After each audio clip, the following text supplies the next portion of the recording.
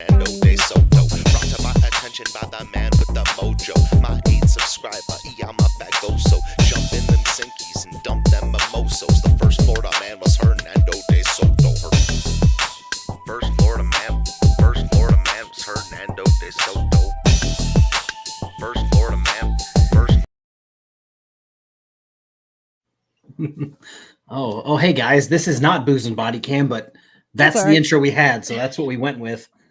Funny story, Colin just went live, and Generally Specific just went live. Oh, wow. Yeah, so we're going to be watching today Eric Martin getting out of jail only to have the judge go, nah, you can stay. You can be a permanent resident here. And then we've got Kennedy Walker, and we were talking backstage, and for everyone to know who Kennedy Walker is, I'm going to play Andre Sloan's video that he did on Kennedy Walker, and then we're going to roll that into Kennedy Walker's him recording court and then getting arrested for whatever the hell he did. I was telling KFARR that I think it's good that I'm not as familiar with these people as he is, because sometimes as creators, we forget that the people watching might not have as much information in their brains that we do. So I'll ask a lot of questions if I don't know what's going on.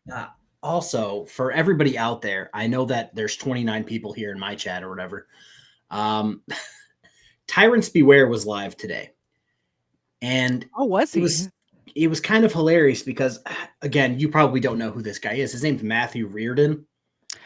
I have a slight idea who he is just because of Tyrants Beware, I think has mentioned him before. Yeah. So he was trespassed from, I want to say, an entire county. How do you get trespassed from a whole? He was stalking the mayor. Oh, yeah. Okay. So I don't know if it was a city or a county, but either way, he was on that, and he was on parole. To the point where he couldn't leave the state, yada, yada. Well, he decided to drive drunk to Texas, got picked up while he was trying to meet up with other auditors. Oh, so wow. they were going to high five and be like, oh, hey, what's up? And the cops were like, yeah, bro, you're drunk. Let's do this. And he's been in jail ever since.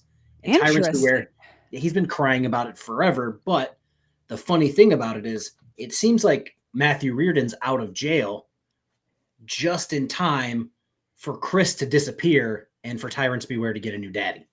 So that's pretty interesting for me. Is that the guy that he was trying to raise money for like a month ago? Yes. All right. That's how I know the name. Ron, are you good, bro? I know I tried to comment back on one of your posts about you being sick. Are you okay?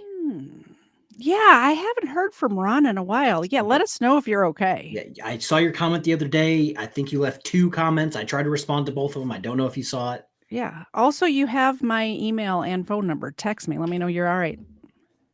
All right. So let's jump into this. Hopefully, again, I knocked down the quality because we don't need to see Eric Martin sitting in a 3 foot wide, 5 foot deep room. All right. Silently sitting there like this. But we do get to see, Kurt Martin? Eric Martin's brother, who he beat up, which is why he got this domestic case. Kurt Martin looks like he's one bad YouTube video from becoming sovereign citizen himself. They sound so similar when they talk. I love when the families get up and be like, I'm sorry, my family member's an idiot. So Colin, this is from Old Squishy Gardner. I watched the original video on Colin's channel. Okay. Colin, apparently there is a Instagram short or an Instagram reel of him getting into it with his brother and sister from the sister's point of view. Yeah. And that's floating around the internet. I have to look for that today. This is a whole thing. Yeah. Well, I found his Facebook. Yeah. I found Eric Martin's Facebook, and I've been using a lot of his random pictures for thumbnails because he wanted to dress up like a clown or something. And I'm like, that's the one. Yeah. I'm going to drop Colin's channel in my chat. If you guys aren't subscribed there, please go do that. I don't have control of the overall super giant restream chat tonight. It's very weird. It goes in the opposite direction when you're on this end. Oh yeah, that's what I'm saying. Yeah, that's why I'm always like, why is my chat not moving? Yeah. I'm usually the one doing the producing during Booze and Body Camp, so I'm not used to this angle. Yeah, Ed, no fat guys. Had to stress that. No fat guys in fishnets tonight, please. No promises. Yeah, I can't tell you what Eric Martin or what Kennedy Walker are going to get into. Okay. Thank you, Ed. I appreciate somebody else being on my side on this one. Nobody needs to see that, especially when he turned around. What was that? I needed to bleach my eyeballs. Yeah. How do you think that officer felt? I know. He's actually in therapy now. Yeah. Don't forget, guys, if you support either of our channels while we're live tonight, whether that be through Super Chat or buying the merch at KTZed.com, that's KTZed.com, the doggos will get a milk bone on air. So if you guys, I promise we'll get into it right after this. If you didn't see my community post earlier today, one of the cats decided to chew through the animal cam. So there is no animals in here outside of Steve and the boys. Yeah. Which I went to the pet store and they told me how to sex my fish. Turns out it's not Steve and the boys. It's Steve and the boys and a lot of ladies. Oh. So there you go. They're the only ones here. All of the food and treats will go to KTZed's dogs today. We'll wake them up for it. Yeah. I'm going to the store tomorrow to get a new camera, so we should be good for the next one. And here we go. I understand your Mr. Martin. Are you telling me that you're unable? And because Colin let me know this is a stand-in judge. Because Judge Slavin was like, I'm going on vacation. I'm not dealing with this. So this is a stand-in judge. For real, Judge Slavin deserves if any man deserves a vacation, it is that man. It's the Taylor judges in general. Yeah. Eric Martin and Broken System, Broken Trust. What's and if up you with look that, down at the bottom, if you look down in the bottom right, the guy wearing the Lions jersey, when I saw him pop up during the video, I thought it was Josh, and I'm like, what the fuck? Like, sovcitsception. I thought the world was going to end. It does seem like something he would do, though. Just pop in at a trial that's not his. Well, as everyone knows, Josh wears the same blue Lions shirt to every single court date, even though he loses. So it's not like it's lucky, but I guess it's lucky for us. It's his good court clothes. It's either that or the bright orange highlighter. Yeah, I mean, you're not wrong. Yeah, the highlighter. His wardrobe isn't exactly as vast as he thinks. Exactly. All right, here we go. Well, we already stopped at 5 seconds in. Here we go. Able to abide by my bond conditions. All right. Yeah, this is case 24-2448 SM People versus Eric Martin. And this is a scheduled pretrial conference on the charge of domestic violence. Good afternoon, Your Honor. Nicholas Darren on behalf of Mr. Martin, who appears before us via Zoom. Mr. Martin, if you could state your name for the record, please. Capital E, lowercase R-I-C, of the capital M, lowercase A-R-T-I-N family, a private living man, one of the solvent people. All right. Yeah, this is the pretrial conference. So are you Eric Martin? Yes or no?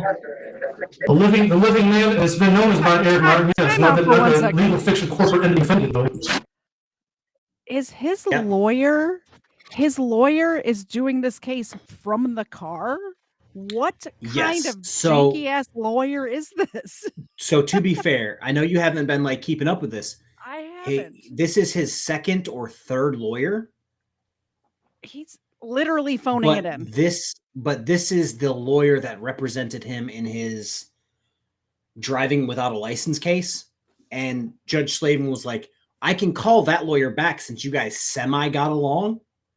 So Eric Martin was like, yeah, I guess that's fine. So this guy isn't even supposed to be doing anything. He got called in last minute. So this is a court appointed, not paid. Yeah. Okay. Like if I was thinking if I paid for a lawyer, like if I'm giving you money and you're going to be in court. You better be in court. Or at least in your office, like with a camera, like not from your car, man. Yeah. He got into it with the last one. He started the hearing, was just like, Judge, I want out of this. There's been a breakdown in communication. He wants me to put through bullshit. Yep. And he's going to get into that in just a second. Okay. I'll try not to make you pause it too much. Sorry. You're fine.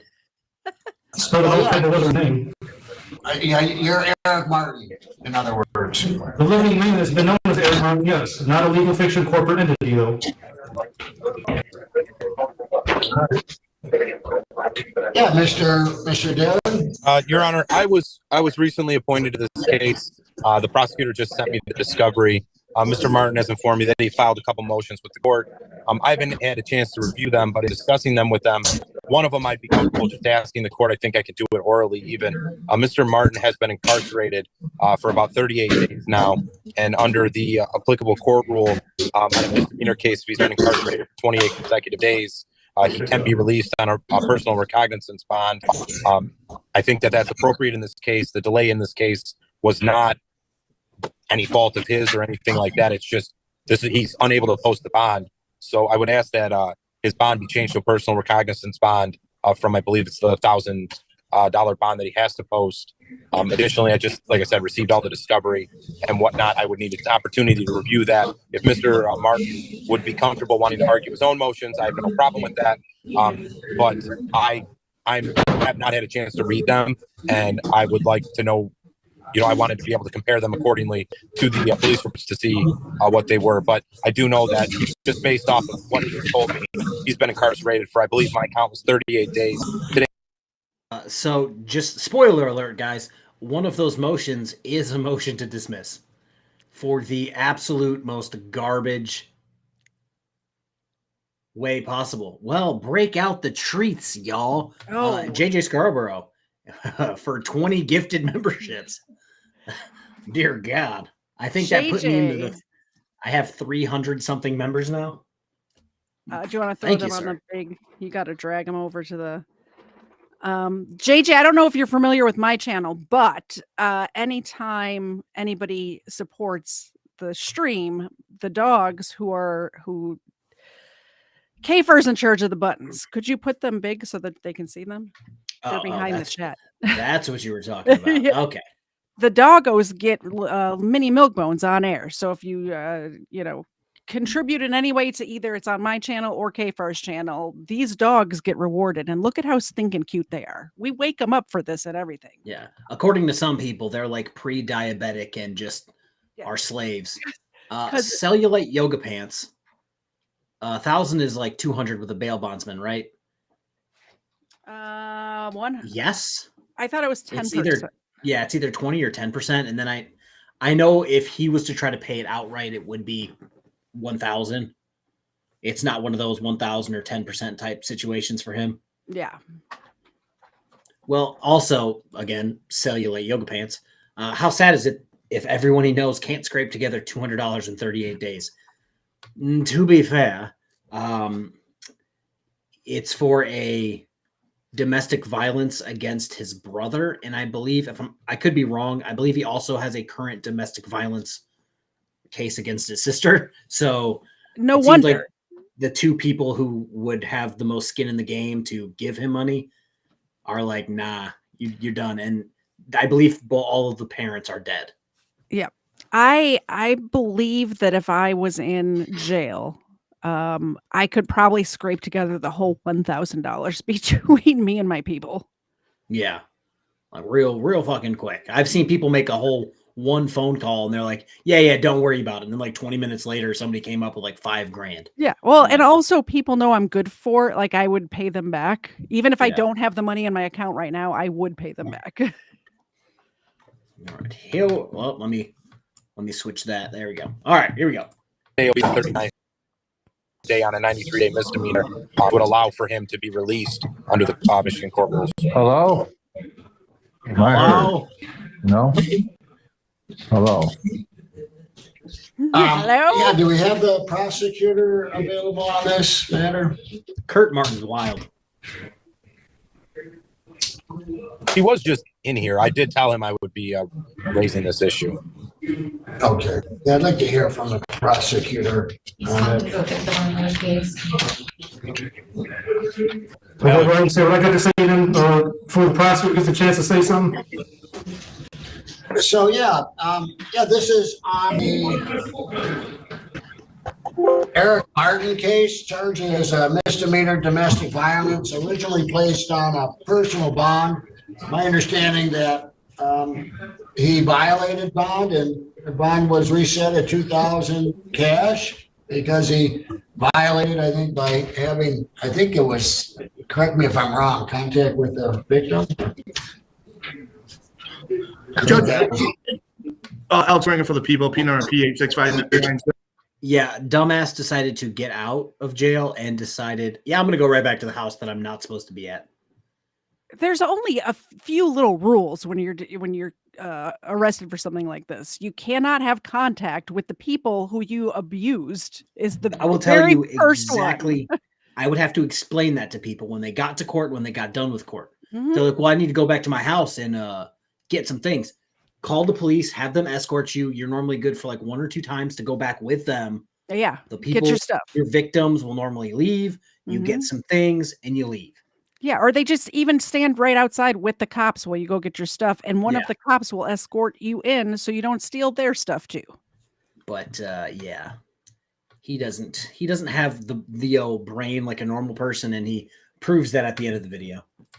Well, judges, the people's understand that the defendant cannot go and went to that address, and he was then taken into custody because of that address that he went to. He's not allowed to go to. So yeah, and so Mr. Darren, you want to renew your argument about time period of being in custody on a misdemeanor case and why bond should be personal bond? Yeah, Your Honor. I'll just briefly, as I did, kind of let the prosecutor know. He's been incarcerated for, by my count, 38 days since December 17th when he was picked up, and he's now out. It'll be 38 days, 39 after tonight. The court rule states that after 28 days, he can be released on a personal recognizance bond. There are most of the reasons that it would be denied is based on some sort of delay that's attributable to the defense. I know he's had a couple attorneys, but there's always been the court dates have been set. So I think he would be eligible for the release on the personal recognizance bond. Yes, to say, Your Honor. Just 1 minute, Mr. Martin. We'll hear from the prosecutor. Yes, Judge, the people, the victim has been sending conversation talks to the victim advocate, and the people would ask if the defendant is released on a bond that the defendant would have a tether placed on the defendant, therefore that it can be rest assured that the defendant makes no contact with the complaining witness in this matter. All right. Yeah, did you want to be heard, Mr. Burton? Yes, okay, now, I want to add, under nomination. This is the whole reason we're here. Yep. Nobody cares about this. We just want to hear Eric Martin talk. And like I said, while he was quiet, sitting there on his hands, like with his mouth duct tape shut, his lawyer made a great point. Like, hey, by law, like this should happen. And the judge is like, makes sense to me. Yeah. And then Eric Martin ruins it. I mean, before we get to the bond issue, the case should be dismissed, which I did file a motion to dismiss already. The court probably just received this. I sent out not too long ago, like last week. Anyways, under MCR 6.004, subsection C126 makes it clear that I have a speedy trial right within 28 days. Since I've been in jail illegally over 28 days, this case should be dismissed based on a violation of my speedy trial right. And based on the court rule I just named off, I'll say it again, case everyone heard clearly. MCR 6.004, subsection C1 through 6, that is the criteria that is to be followed for time computations, not the normal excluding Saturdays and Sundays and legal holidays. That's always been followed wrongly, but it's not, like I said, doesn't apply to speedy trial. So my right to speedy trial has been violated. The case should be dismissed. So I want to make that decided on first before we address the bond issue. I don't think that's how it works, so right? If this was, in theory, that's how it works, or that's how it should work. So it should just get like if somebody murders somebody with a bunch of witnesses, if they go 1 day past 28 days, it just gets dismissed. You get off scot-free. So he said all this, and the prosecutor's going to say, yeah, that makes sense, but, and this is when we're going to jump into the rabbit hole of, You're on like your third or fourth attorney, dude. Like the only reason you haven't seen anything is because of you. Okay. As long as that's granted like it should be, then the bond's no issue. But so once the decision's reached on the motion to dismiss, I just filed now. Then once the decision's on that, then I'll address the bond if it's not granted. But that's all I have to say on that for right now. Yeah, Mr. Berengal? Yes, Judge, the defendant doesn't get the benefit of picking new counsel, and then when picking new counsel, reach a date where the case will then be dismissed. There's been, I believe this is the third or fourth defense counsel representing the defendant, and if it would be then in the court's decline to dismiss this outright, then defendants would be able to set the ability to just keep picking new defense counsels, and once they get to 28 days, be able to argue that it wasn't a speedy trial and then have the matter dismissed. So it's the people's argument that the case should remain as charged, addressing bond again, that if the defendant is released on personal bond, on a tether. All right, so Greg didn't gift any memberships. It was a $5 super chat. Time for some treats. Shake the treats to get her up to pay attention. I was just trying to get them to pay attention. Yes. Fair enough. It is treat time. You got to drag them over to the big screen, though. Oh, I was on it. I have to like stay off of Greg's comment, like reach around it. All right. So Ava, this is from Greg. Zena, look alive, Zena. This is your job. This is how we pay for the treats. All right, AJ for a $2 super chat. If I was Eric Martin's attorney, I would be drinking. I can almost guarantee you that he is. That wasn't even close. And like I said, like the prosecutor's like, bro, if your logic was correct, you could just stall, like broken system, broken trust. I hate to keep bringing back, but same sovereign citizen tactic, same court. He just would go in and say, "Oh, I need to think about it. I need to." This was before your time. Do you know who Artie's corporate fiction is? Okay, so he legitimately said, I would like to get the advice of an attorney. Yeah. And he went into Artie's chat, talked to him about absolute nonsense, and then came to court the next day, or not the next day, but the next time, was like, yes, I actually had a conversation with an attorney. His name's Artie's corporate fiction. That's not how that works. And it's like, all these people do is just kick the can down the road. And by Eric Martin's logic, if they just kick the can down the road enough, oh, well, you have to dismiss it now. And it's like, well, you're the one keeping yourself from getting a speedy trial. You can't go into like Rekida's chat and then be like, oh, well, he put my chat on the screen and answered my question. So therefore that's not legal advice. Discuss this with and I imagine anyone who is actually a licensed attorney has on their channel, this is not legal advice. You cannot, you know. Yeah, what is it that they always say? Artie's an attorney, but not your attorney. Exactly that. Yeah, I think Artie is on record in Taylor, and I'm on record in Taylor, because he's name dropped both of us in court cases that we have nothing to do with. Well, I mean, your channel would be on record in Taylor because somebody was making threats to the judge in your chat. Damn, you know what? I keep forgetting about that. Woo. I want to meet Judge Slavin and be like, hey, you know that death threat? That was from my chat. I think maybe Colin can arrange that, because when I had Colin on to cover a pretty famous case about coffee or whatever, and I asked him some legal questions, and he emailed Judge Slavin and got answers for us for my channel, which was awesome. Oh, just for everybody in the chat on what I'm eating today, it's not cookies. It is Andy Capp's hot fries. Those got me through high school. And I was at Five Below looking for a cheap Bluetooth keyboard, which they didn't have. And I walked away with hot fries and a Charleston chew. Five Below does that to me every time. Every single time. They have a whole candy section. I can't walk out of there. And then they set it up where you have to like bob and weave through a whole aisle. And I can't like, not walk out of that store for less than $50. I'm telling you, every single time. Hey, I walked out for 10. That's pretty good. Pretty jazzed about that. All right, here we go. Okay, now, what you said was, I was going to say, irrelevant nonsense. I've been in jail since the 14th of There we go. December. This fact cannot be disputed. I've been in jail since the 14th of December when I was arrested by Taylor cops illegally, based on no evidence, based on my brother's lying allegation that I sold him, which is all it is, it's a lying allegation. But anyways, the fact is I've been in jail on the 14th till now. It's over 28 days. The court rule again, NCR 6.004, subsection C, 1 through 6, makes it clear when you are in jail consistently for 28 days, your right to speedy trial has been violated. It demands calls for the case to be dismissed. Simple as that.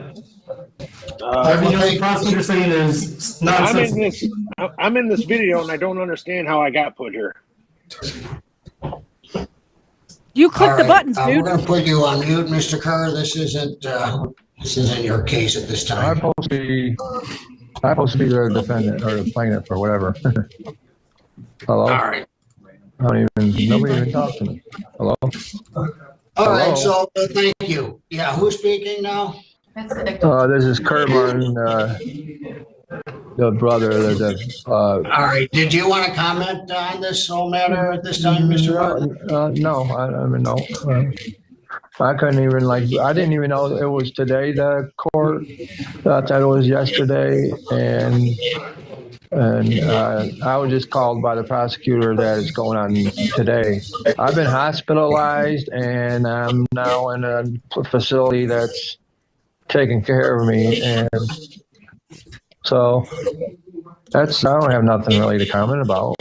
I mean, is he? All right, very good. Hold on.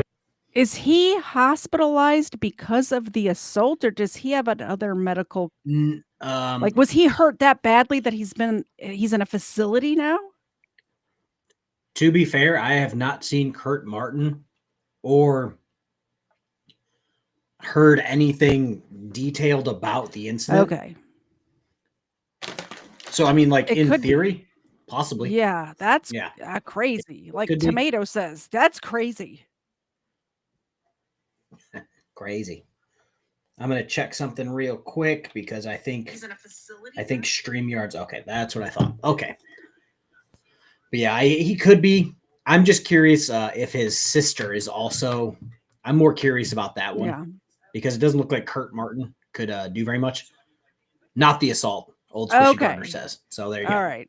But still, this man is obviously ill, is frail, is in a facility, and he was assaulted by his brother. Like, what? What are we doing here? Oh, yeah. A stiff breeze could have taken down Kurt Martin. Either way, you don't go around assaulting people. Yeah. I just want to make sure that you can see me and I was heard. There's nobody that All right. Well, thank you, Mr. Kurt Martin. So, all right, I'm denying the defendant's motion to dismiss based upon his changing of defense attorneys. The delays appear to be, to a great measure, caused by him by violating his bond conditions and repeatedly changing attorneys. That motion is denied.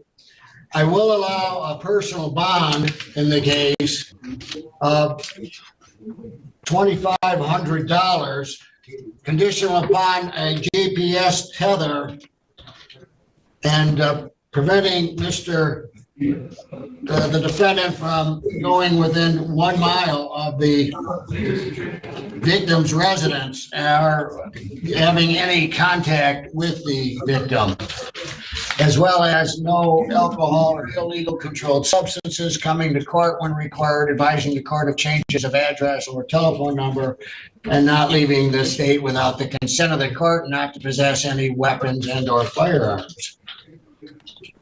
And we'll give you another date for court. That'll be, we're going to need an address for you or phone number, Mr. Eric Martin, for that hearing. So you can come to the court and get that date. Come to the court and get that date, Mr. Eric. Okay, so the judge is basically saying, with a tether, don't go within a mile of your house. Yeah. You're free to go. And he can't help himself. And you see Mr. Guy already. Yep. My stuff's there. Okay, well, we'll arrange for you to get your stuff, and then you can't go there no more. Like I said, there's a whole process, and if you watched any of the hell is his name? I don't remember because his channel got deleted. Chris Ryder. That's what I'm looking for. I was going to say Broken Systems, Broken Trust. No, not yet. Yeah. So Chris Ryder had it was an assault 4, but what I'm being told is assault 4 was domestic violence before domestic violence was a thing. So he got into it with his girl, apparently put hands on her. And one of the things I guess he got in trouble for is he went back without the sheriff, and then more things happened, which is why he went right back to jail. But yeah, like there's a whole process of talk to the sheriff, talk to the city cops. They'll go with you. You get your shit and you go. But he can't handle that. Objections to, can I talk now? I have objections to your order now. Okay. Can I make objections now to your order? I did not hear that. I said I have objections to your order. Now, first of all, the in objection to your order, no deal has been attributed to me switching attorneys. That's false. Okay, I have not intentionally said give me this attorney over that attorney. Whatever they did, that's their what they did. You know what I mean? I told Slayton from the jump, yes, I want an attorney. Nothing is attributable to me. So the motion should have been granted. Number one. So now he's not taking responsibility to getting into it with. Even the prosecutor said this is his third or fourth attorney. You've gotten into it with 3 or 4 other attorneys, but it's not his fault. You got to look around when you can't get along with anybody. Sometimes you got to look in the mirror. I was gonna say it's like the asshole thing where, like, you know, if you get into it with one person, they call you an asshole. Maybe they're wrong, but if you get into it with 4 attorneys. Maybe you're it's like Sarah Boone all over again, going through attorneys like toilet somebody paper. actually said that. They're like, this guy's like Sarah Boone going through 9 attorneys. Like, and it doesn't do anything. And it seems like sovereign citizens get mad because they want to file all these like frivolous motions, and the attorney's like, yeah, I don't want to get sanctioned, so I'm not going to do that because it would seem to me that I could understand not getting along with one, even maybe 2 attorneys. Like you can't get on the same page of how you want to defend your case. But there comes a point to where having somebody who knows your case inside and out, this is their job, this is their life, is going to be better than having a brand new attorney on the day of the trial. Ed, I wholeheartedly agree with you. Most sovereign citizens do this for clicks and views. Oh, yeah. Not Eric Martin, though. Not Eric Martin. He's living this lifestyle. Yeah. Even if you still don't grant the motion to dismiss like you're supposed to, I object to the bond conditions. They violate due process rights. I don't lose my due process right to be in my house. I've been living there for 32 years. The house I've been living at for 32 years, regardless of whether it's mine or not, okay? Do you understand? I understand your position, Mr. Martin. Are you telling me that you're unable to abide by my bond conditions? Is that right? Because I have no house to go to. All right, Mr. Martin. I have no house to go to. And it violates my due process anyways. Yes, so Mr. Martin is telling me preemptively he will not abide by those bond conditions. Therefore, I am going to change the bond back to the original bond and keep it at the cash bond because he poses a serious threat to the community. He's already demonstrated he won't comply with the bond conditions, and now he's preemptively telling me that he will not comply with the bond conditions I've just set. So he's like oh God, why can't I say his name? Kim Blandino. Do you know who that is? Okay. I feel bad for he had his own channel for a second. He regularly goes up with Law Talk with Mike. Oh, okay. Kim Blandino's attorney. And it's like you're representing these people who are by nature idiots and can't get out of their own way. And there's nothing you can do about it. Like his attorney's not like, oh, Eric, calm down. He's just sitting there in his car like, what am I supposed to do in this? He's literally raising his voice, having an argument with the judge. And old Squishy Gardner is right. Freaking hilarious. That is correct. That is the truth. Yeah, he literally said, well, if you would have dismissed it like you should have, blah, blah. And it's like he's the judge. He has education and professional qualifications to do what he's doing. The prosecutor, the defense attorney, they have educational and professional qualifications to do what they're doing. Eric Martin is like, I watched a few YouTube videos this one time. Ah, yes, I just saw it. Ben Bateman. Yep.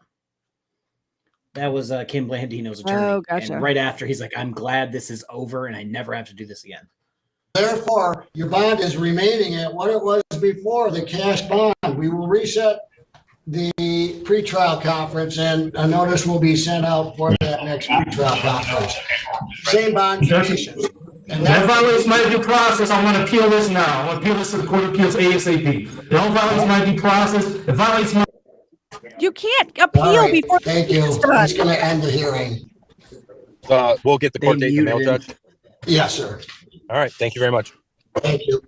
He's trying to appeal it before the case is even done. What are you doing? I still think it's funny that Bennett Kerr, whatever the fuck that guy is like, I don't even know why I'm here. It's just funny that he just got to watch all this. And like more than likely, the two people at the bottom, they're look next at the on look the on her docket. face, the woman at the bottom in the green. She's like, what am I witnessing like here? What was that guy? I think we may have watched it because it was a really short one where the guy started like swearing at the officer. And one of the other guys in chat was just like, yes. Because he was next. And then Judge Simpson's just like, nah, it's cool. Yeah, that was good. Judge Simpson handled that well. All right, let me take this off the screen real quick while I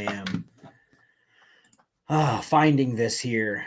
Finding Leave Nemo? that up anymore. Yeah, like I said, we're going to watch Andre Sloan.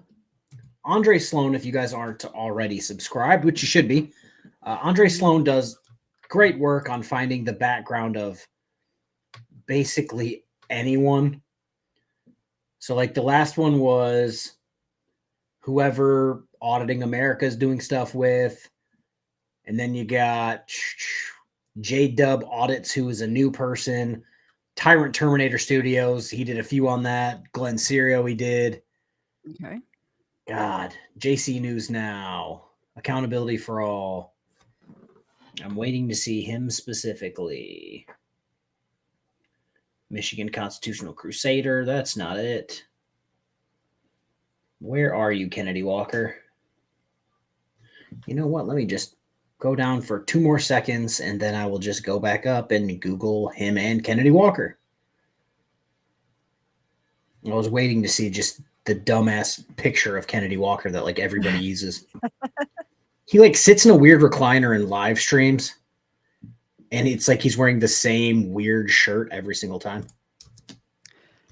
It's interesting that people who have these beliefs only have 2 shirts, like all of them. Holy shit. Let me audit this one real quick. All right. Well, it said it's a 29-minute video. That's how much criminal history try not Kennedy Walker I will try has. not to talk. I'll try not to interrupt too much. All right, here we go, folks. That's full screen. This is the beginning of this. You know what? Let's jump to... There we go. We'll jump to this. This is Kennedy Walker, everybody. All right. Let me get there. All right. Now I can see your chats and go. Kennedy Walker channel, who wants to act like a professional victim of the system, but he's been making his own choices since he was at least 14 years old. Now, if you didn't hate this guy before, you're definitely going to after this expose.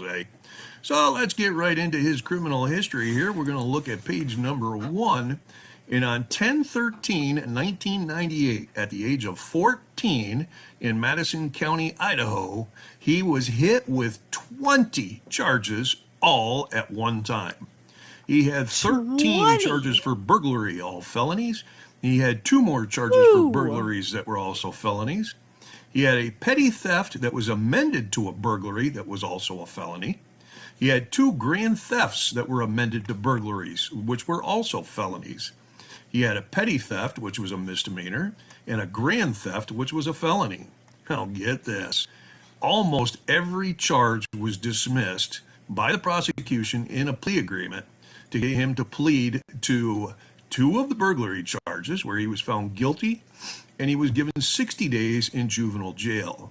He was found guilty on 1 of the petty thefts that was amended to a burglary, and he was concurrent 60 days juvenile jail. Then we go down to the bottom, and the grand theft. Did he say how old he was when this happened? Given 60 days in juvenile jail. All of that's 14. 14. Okay. All right. Been killing it since way back. Interesting. Current. They're all running together, and a $2,640 fine and fees for probably his parents to pay if he was only 14 years old. Now we're going to go ahead to May 12th of 2002, where he was hit with 2 very minor charges as far as I can tell. Possession of tobacco by a minor and possession of alcohol by a minor. Charge number 1, or count 1, was dismissed, and charge number 2, he was found guilty. He was given 1 year probation, 20 hours of community service. His driver's license was suspended for a year, and he had to pay $381 in fine and fees. Now, according to the record, he received a violation of probation on 8/5/03, but there was nothing listed after that as to what they did with him. So, and we're going to go ahead to November 7th, 2003. He got a traffic ticket for following too closely. He pled guilty, paid $53 fine with some fees. And we go ahead now to February 19th, 2004. He got hit with a criminal trespass, which was a misdemeanor out of Madison County, Idaho, and that was dismissed by the prosecutor. We go ahead just a week to February 26th, 2004. He got charged with driving a vehicle without the owner's consent, which was a misdemeanor in Madison County, Idaho, and that charge was also dismissed by the prosecutor. And usually what happens is, as people, career criminals, you'll see in the beginning, they'll get a few charges dismissed, or they'll get some really bullshit dispositions. But then as they continue, you will see gradually that the placements and the fines and things like that, the probations will get larger. And that kills me, because if they would have just thrown the book at him at 14, and I'm not saying go to prison forever, but 60 days in juvie and a fine that his parents had to pay. Here's the thing. That could work with some people. 60 days in juvie can change somebody's life. I know from experience, not that I went to juvie, but I know people back then. I was a bad kid. So I know people who they turned their life right around.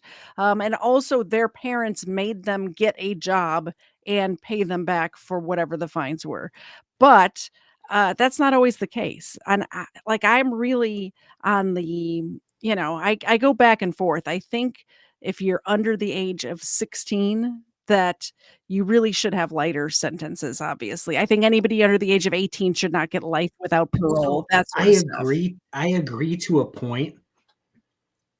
Kennedy Walker was hit by a Van Valiant. Yeah, for the most part. Well, maybe. I was going to say, yeah, I agree for the most part, but normally the charges that I see is these ones that he just got hit with: possession of tobacco by a minor or possession of alcohol, not 20 cases of burglary. True. By the way, John Corey says that he loves Xena. By the way, Xena's my regular co-host, so if you want to see more of her, subscribe to my channel. She's there every Sunday at 4:30 with me. Somebody didn't put my link in the channel or in the description. So, well, if it makes you feel any better, I also didn't put any of my links in the description. So I keep forgetting that if I set it up on Restream, it doesn't come packaged as default with all of my normal settings for the description. I'll send you. I have a sheet where I just copy and paste. So I'll send you what I have for Booze and Body Cams. So it's easy. Yeah, I have my default auto generates everything. The KTZed shop, all of my channels, my cool hey, this is totally fair use. Bite me if you don't think so.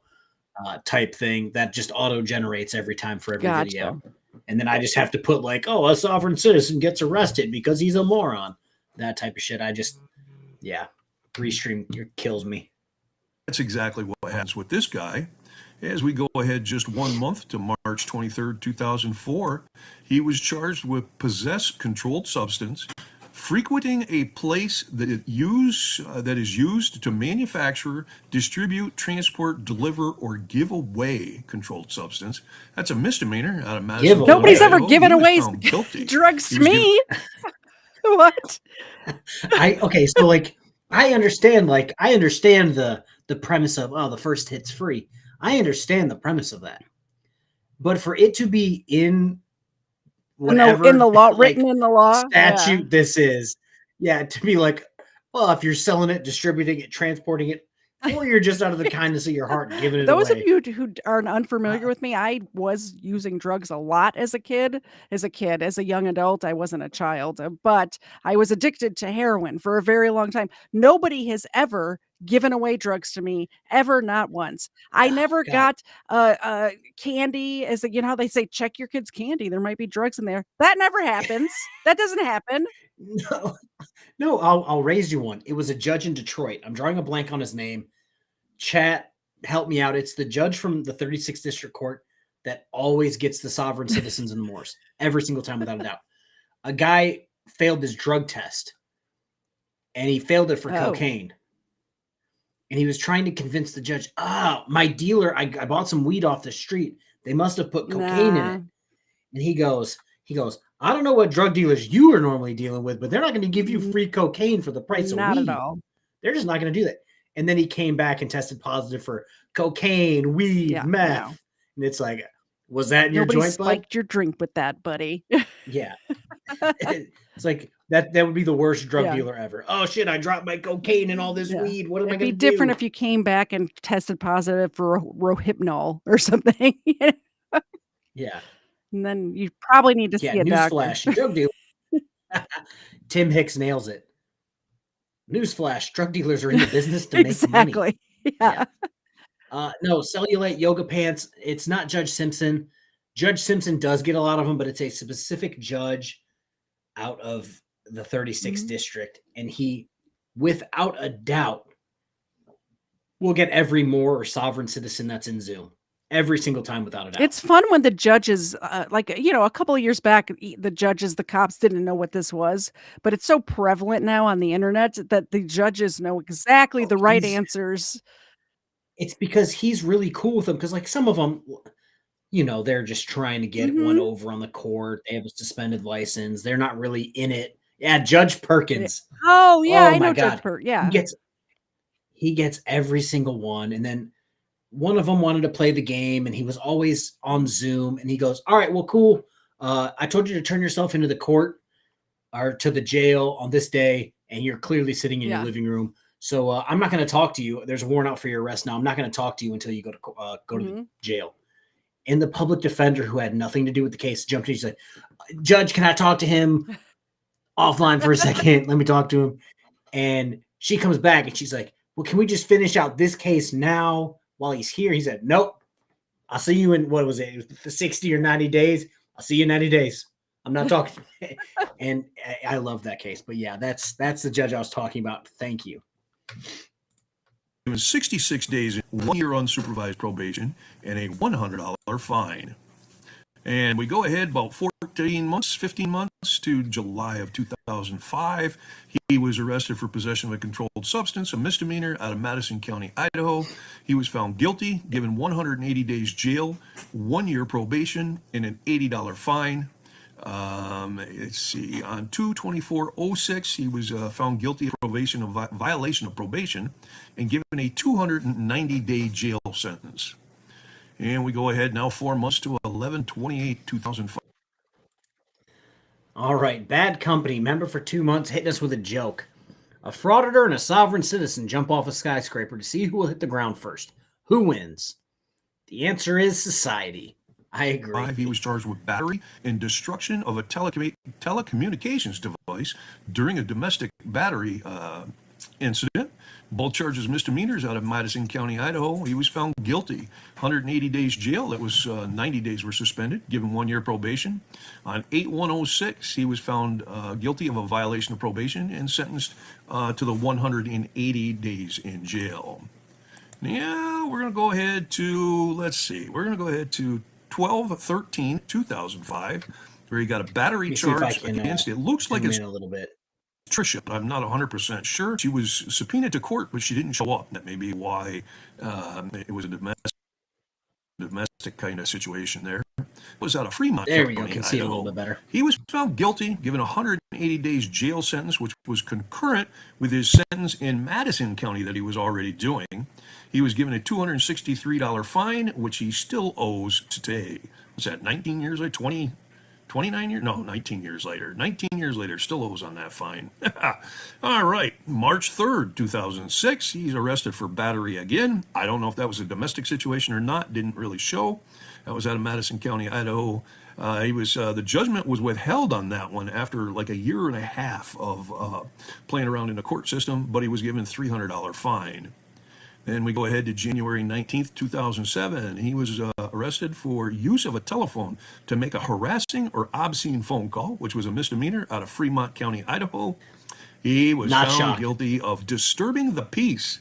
He was given 30 days in jail, $272 fine that he never paid, and 2 years of unsupervised probation. That right there is really weird. Why would you take a guy that you've put in jail a few times, you've given him probation before, and then make his probation unsupervised? That one kind of threw me off, but is what it is. The judge does what he does. I don't know why any probation is unsupervised. He was arrested. Like, on one hand, I get it. But then on the other hand, like, this guy definitely shouldn't be unsupervised. Yeah. It's like, if you stole a candy bar or a pack of cigarettes from the store, or like some homeless guy stole a 40. Maybe. Sure, if you want to plead guilty, I'll give you unsupervised probation. But if you get caught, you're going back. But at this point, again, there is still 20 minutes left of this video. Okay. To this point with his record, be like, nah, you're going to report to someone. I don't care if it's making a phone call once a week, once a month. You're going to talk to someone. For stalking in the first degree was his victim. That's going to be a live-in person. Fremont County, Idaho, and a year and 3 months later, he got that charge dismissed by the prosecutor. Could be Tricia wasn't being very cooperative. We're going to go ahead just 6 months to July 21, 2008. He picks up 2 charges out of Madison County. Both of them are misdemeanors. One is possession of a controlled substance, and the other one was possession of drug paraphernalia. The first charge was dismissed, and he was found guilty on the second charge. He was given 180 days in jail with 90 days suspended, $935 fine, which he never paid, and 1 year of probation. So, I don't know. To me, I think the guy needed a little more jail time and all of that. So then we're going to go ahead to July 8th, 2010. He was charged with disturbing the peace, willfully disturbs a neighborhood.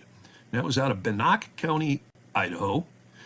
He, right off the bat, he failed to appear, so a warrant was put out for him. The very next day he showed up. Must be he forgot he had court. The warrant was canceled. The very following week, he failed to appear again.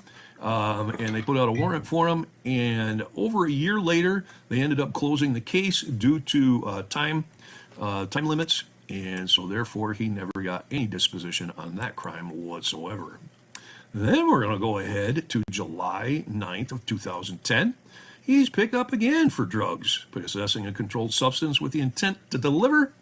And let's see, we've got 2 times 2, and that was a felony out of Bannock County, Idaho.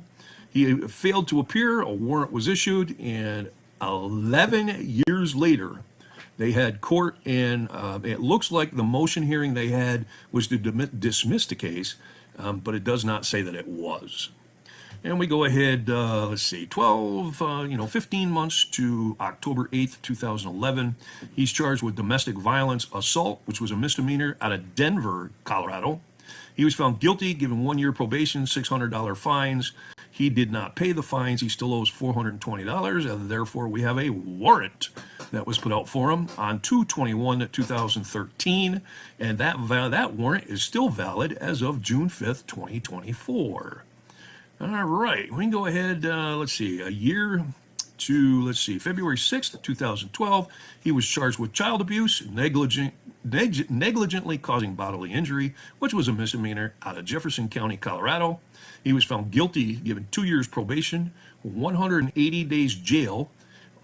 148 of those days were suspended, minus the 32 days he already had for time served. We go ahead just 4 months to June 2012. He had a violation of probation. His probation was revoked, and he was sentenced to those 148 days in jail. The following month later, on March 2nd, 2012, he was arrested in Jefferson County, Colorado for protection order violation, which was a misdemeanor. Found guilty, given 60 days in jail, 53 days suspended, with a credit of 2 days that he had done. Seems to be he ran from Idaho in 2010 when he knew he was in a little bit of trouble. Went to Denver, Colorado, Jefferson County there. So they don't really know him. So, they're kind of giving him a little bit. So you can see, yeah, it is. It is. It was at, it wasn't at 1.25. It was at like 1.1. And then at like the 10-minute mark, I'm like, I can't do it. I can't do it. I'm going to doze off. It's too many charges. Yeah, it's too many. That's what I'm saying. And it's just like, and now you guys can see, like, I'm on the wrong screen. I'm like, why is my mouse not showing up on this?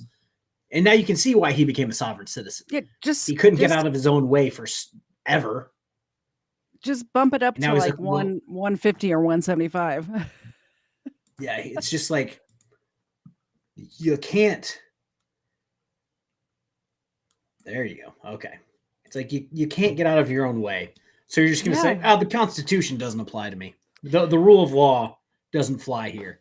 Every single one of these, every one that I've seen anyway, I more so than not, I should say, it's that they've been in trouble with the law. The same thing with auditors. It's the exact same thing. They're mad at the system because they cannot live in a society. They have trouble following rules. They have trouble with authority. I made this point 4 years ago at this point.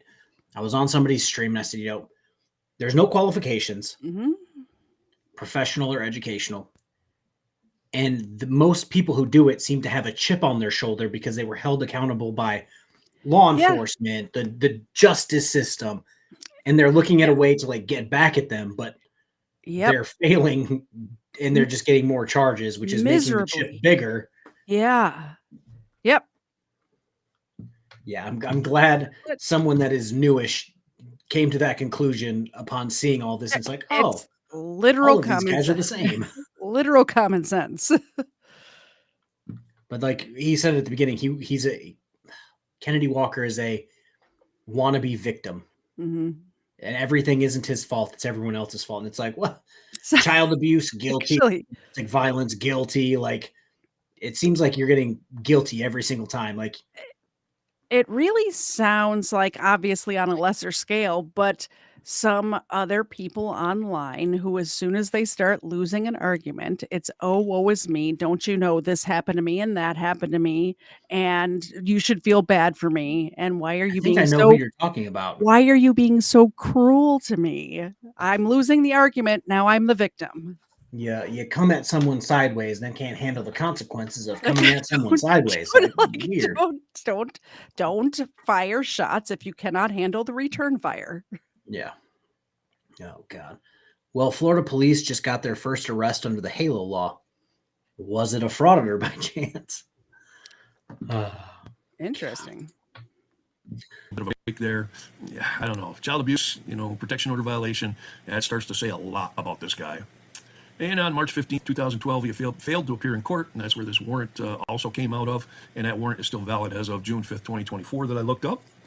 And we're going to go ahead to May 6th, 2012, FTC, failure to complete his sentence for child abuse, failure to complete his sentence for probation violation, and he had a failure to appear. Previous probation sentences were revoked, and he was given jail time. That was down below that I had already explained that he was doing. Now, we're going to go ahead to May 31st, 2012 in Jefferson County, Colorado. He was arrested for stalking, repeat communication with an order of protection, a felony. Stalking, emotional distress, protection order was valid, a felony.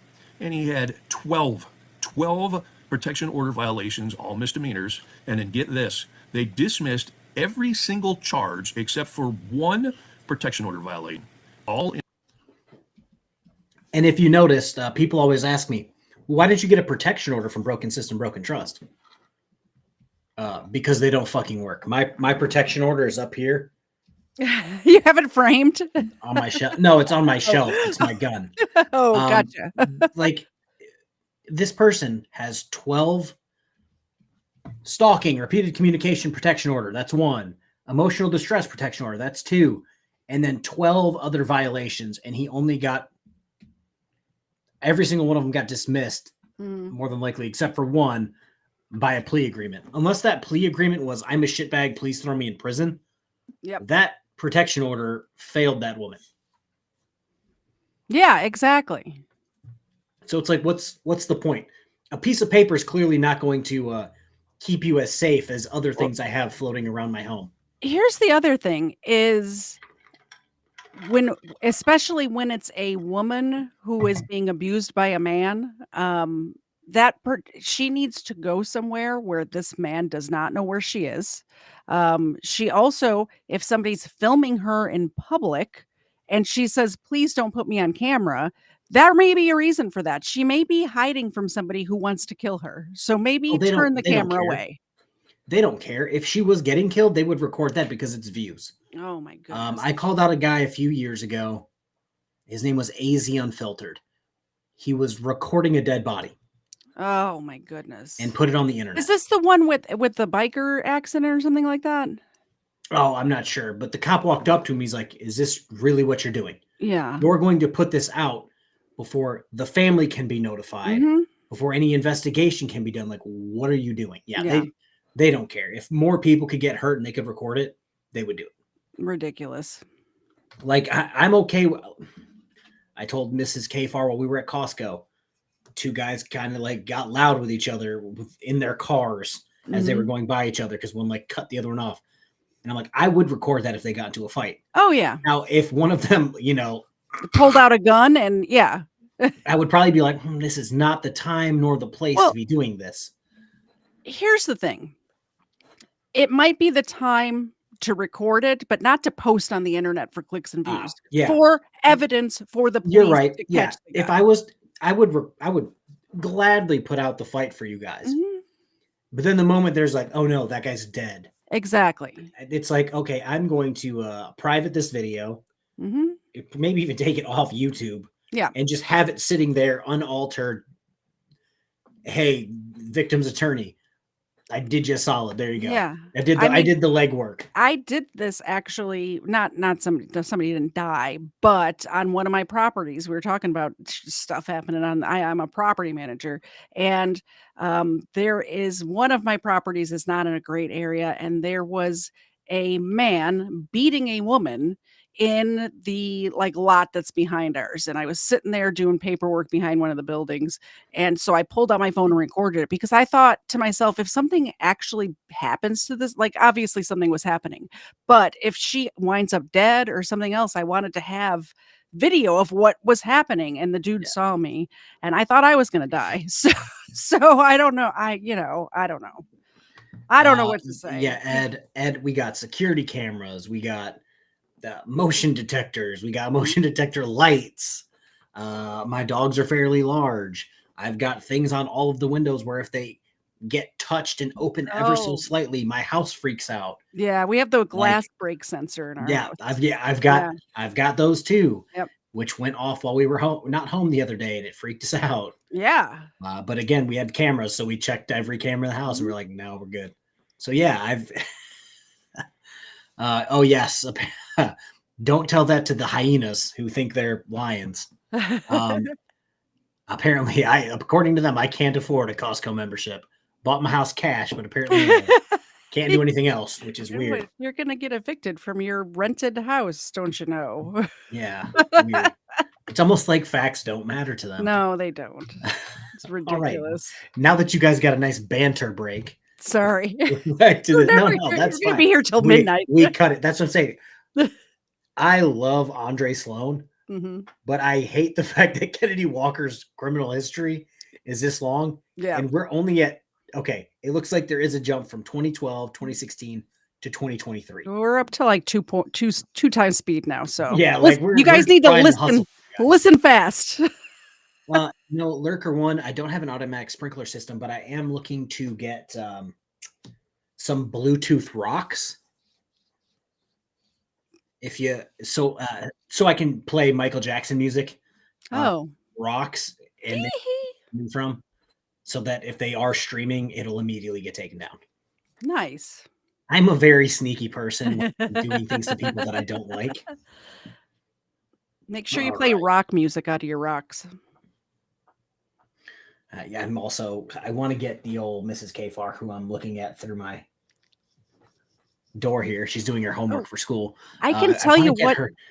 I want to get her guns, or several guns. Oh yeah, for sure. Whenever we meet up, I'll take her shooting. I want to get up. Shit. And I want to get lasers for my dog's heads. Like fucking, what was it, Dr. Evil or Mr. Evil or whatever the fuck from Austin Powers? A moat with piranhas and those little tiny fish that swim up people's penises. That's fucked up. I know. That's fucked up. That's like Canadian level war crime. Yeah. In a plea agreement to get him to plea to one count of protection order violation. He was given 2 years probation, $1,493 fine, and what did he do? He ran. So there's a 4-year gap here. I can't find, he lived in Utah. He lived in a couple of other places, but I can't find any crimes. So I find it hard to believe that he could behave himself for that long, especially looking at his history. But all right, on October 25th, 2016, he was arrested in Spokane, Washington for that warrant down below, dismissed without trial. It must be Colorado refused to come and get him, I guess. So we're going to go ahead 7 years now, 7. And again, where was he during these 7 years? I mean, I can't find anything on it. No. If anybody knows where he was and what he was up to, please let me know. I mean, I looked in Iowa, I looked in Idaho, I looked in Utah, I looked in Washington, New York, Maryland. He's got a pass. He's been all over the country, but I couldn't find anything. Until on 8/26/2023, he committed a crime, and he wasn't indicted until February 9th, 2024. And he was indicted for attempt to commit a Class A felony, which is a felony, out of Malheur County, Oregon. And I know I'm not saying that right, and I know one of you guys out there is going to correct me, and I will appreciate that. His second charge, the same thing. It was committed on 8/26/23, 2/9/24 before he got indicted, and that was unlawful possession of a controlled substance, a misdemeanor. He had an arrest warrant that he did not get arrested on until January 9th, 2024, and he has a trial date set for January 13th, 2025. And we go ahead a year, August 6th, 2024. He was charged with... He said, what was it? Trial set for 1/13/2025. Obviously, it's 1/23/2025. So the trial for that is what we're going to watch after this. Fun. Yeah. Interfering with a police officer, which was a misdemeanor, out of Malheur, Oregon. And he has a hearing for that charge on January 8th, 2025. We've got some civil cases he had going on back in February of 2004. Brittany sued Kennedy for divorce, and that was finalized a couple months later. On May 5th, 2006, the Idaho State Department of Health and Welfare against Kennedy and Tricia, that was dismissed. But you go ahead just a few months to February 16th, 2007. The Idaho Department of Health and Welfare sued Kennedy and Tricia again, and child support was established through Fremont County, Idaho, for their child. Now we go ahead 5 years to February 13th, 2012. A woman named Heidi sued Walker, and that was for a protection order for domestic abuse, and it was granted for the plaintiff, Heidi, and 3 children out of Jefferson County, Colorado. So this is really starting to look, he's got some violence here against women, against children. This guy's a real winner. He's a real. And you guys saw what this guy looks like. So I don't know how he got anywhere near a woman. And I'm not saying he doesn't look nonviolent. He looks, God, it's something like I don't like saying on my channel. But yeah, he doesn't look as if he's all there, and he's kind of, for lack of a better term, he looks out of shape. Creepy. I think. And it looks like he may be starring on, the reboot of my, can't even do it, my 600-pound life. Yeah. But it's fine. Like I said at the beginning, he sits in a recliner and live streams and tries to talk shit and act like a hard ass. I know another fat guy that tries to act like a hard ass on Discord. I'm not going to say his name, but yeah. Does he have a whole fat family? Hey, maybe. And he's out here saying he's masquerading as a freedom fighter for our rights. He's nothing but a piece of shit. So we go ahead to May 21st, 2013, in the matter of guardianship, and there was 3 children that this was brought up about. Joseph was the parent of one of the children. Tricia is the mother of all 3 children, and Kennedy himself was a parent of one of the children. What happened was the court, due to I'm going to guess due to all the stuff that's been going on, the court awarded Dale, I blocked out his last name, was appointed the guardian of the 3 children.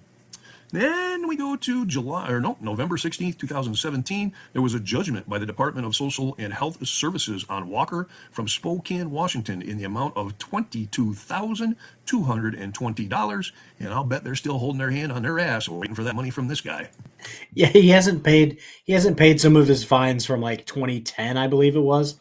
But he's magically going to pull $22,000 out of his ass. Yeah, that's a hefty fine. I don't think I could come up with $22,000 to pay a fine. No, yeah, 22 might take some time. Yeah, a couple shocking of months for people in the chat. If Ed's still here, back in my day, yeah, 22,000 for.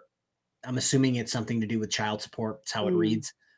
22K is nowhere near the highest I have ever seen. No, it would take me probably 2 years to pay that off. I could probably come up with $1,000 extra dollars a month. I've seen people that, because obviously when you get booked in, all of your information from us booking you into the fancy computer gets shot to the state that I worked in, their main thing, and then it shot us back his entire record, anything, blah blah blah. I would regularly see warrants for dudes with 70, 80K in child support. Wow. And guess what? They'd get kicked out and say, all right, go take care of it. Those kids are never going to see that money. Oh, no, never. The dude was in his 60s, and it was for a recent case. And I'm just like, you're a terrible father. Fix yourself. Yeah. So anyways, we've got the Kennedy Walker channel on YouTube here. Had to block out his name because God forbid, I'll end up getting privacy struck again. They hitting him every there, video. but he was born in 1984. He's living in Ontario, Oregon now. I've got a couple phone numbers there for him. I don't know if either one of them are any good, but I had to block those out because God forbid you don't want to, you don't want to upset the privacy gurus out there. Back on September 21st, 2023, he had 293 subscribers when I first found him. And as of today, 12/4/24, he's up to 583 subscribers. So in 15 months, he's gone up 250 subscribers or so. This guy has a bachelor's degree in business management from the Morgan State University. He's got a not a YouTube channel. He has a website, which is his name.site. And he's got a X channel, which is X and then his name here. And he's got a couple of email addresses here, kwalker332 and Kennedy Walker. And of course, I had to block that out because that's personal identifying information. And gosh, we don't want to piss off the YouTube bots. That right there is all that I could find on the Kennedy Walker channel for a criminal background. And really, that's, looking at what he has there, that's really actually quite enough to prove that Kennedy is out there doing what he does. Just another street thug and bully hiding behind the First Amendment to take out his anger on the system. And get this. Okay, so we're gonna be done with this video.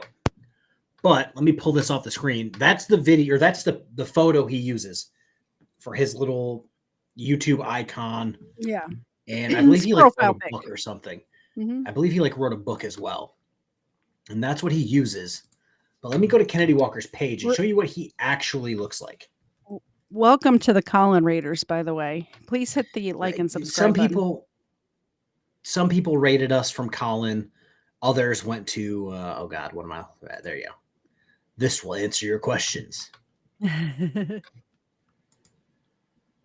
So yeah, it would really help if I put it on screen, wouldn't it?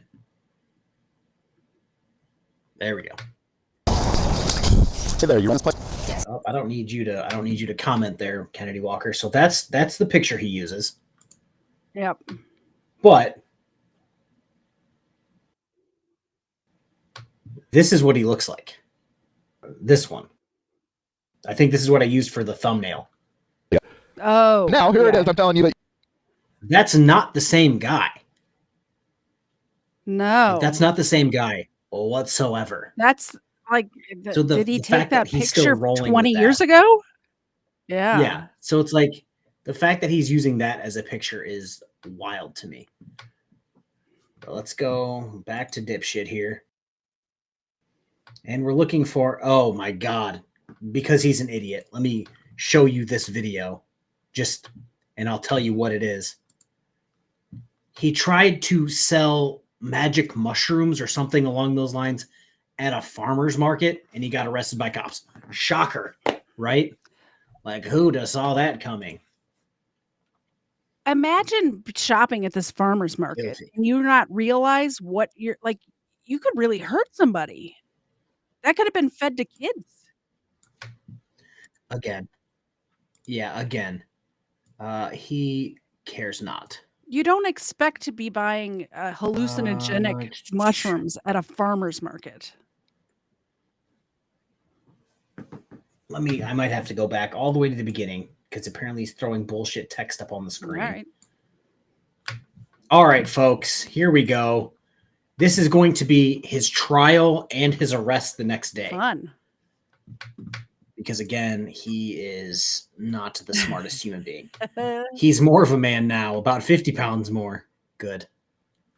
Good, I mean, good. Same for my profile picture, but whatever. I don't even know what my profile picture is. I think it's just the K. Yeah, it's just the logo. I'm sitting there like, I know I created a logo, but I don't know if I actually used it. Here we go. No sound? Is that just the video or is that? I think it might just be the beginning. Okay. Oh, now I got to go back and fucking read it. Damn you, Kennedy Walker. All right. 2 witnesses testified for the state and admitted that they never saw any drugs at all, and the police did not seize any drugs. In Oregon, the voters have decriminalized all substances with Proposition 110, declared mushrooms a therapeutic beneficial substance. Baloney. All crimes need an actual victim that can prove damages, which is false. This is the no victim, no crime fallacy that I've been fucking talking about for as long as I've been doing this. His thing is he likes to do drugs and then go, oh, there's no victim. Congratulations. Like, society would be the victim in that case. Even if we use the state's unconstitutional statute, I wasn't accused of selling drugs to anyone or attempting to, but instead convicted on a sign. Okay. And there were multiple ways to get people magic mushrooms that are 100% in compliance. The drug war is treason and terrorism, says the sovereign citizen. Come on, Kennedy Walker, throw up the next thing so I can read it. Why does he not have music or something playing? This is only a partial recording of the trial, and then I was arrested and my car was seized without a warrant after leaving the courthouse. After day 1 of trial, the jury selection, I wasn't paying attention to my camera and seemed to be having problems with it staying on. This is basically just a sample of everything that occurred.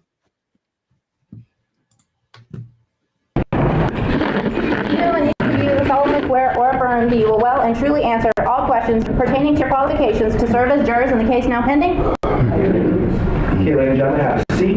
We are going to call up 24 of you at the box. So when you get your number called, the first person can sit in the back row of the box, the farthest seat to my left, fill in 7, and then we'll just go row after row, again filling in from the left to the right. Number 29, 29.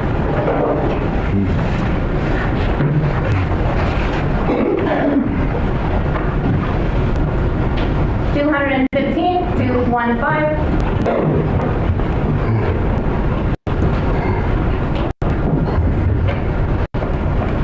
212, 212.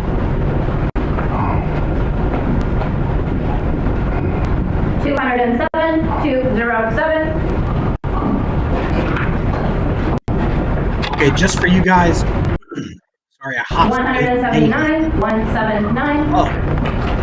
Okay, so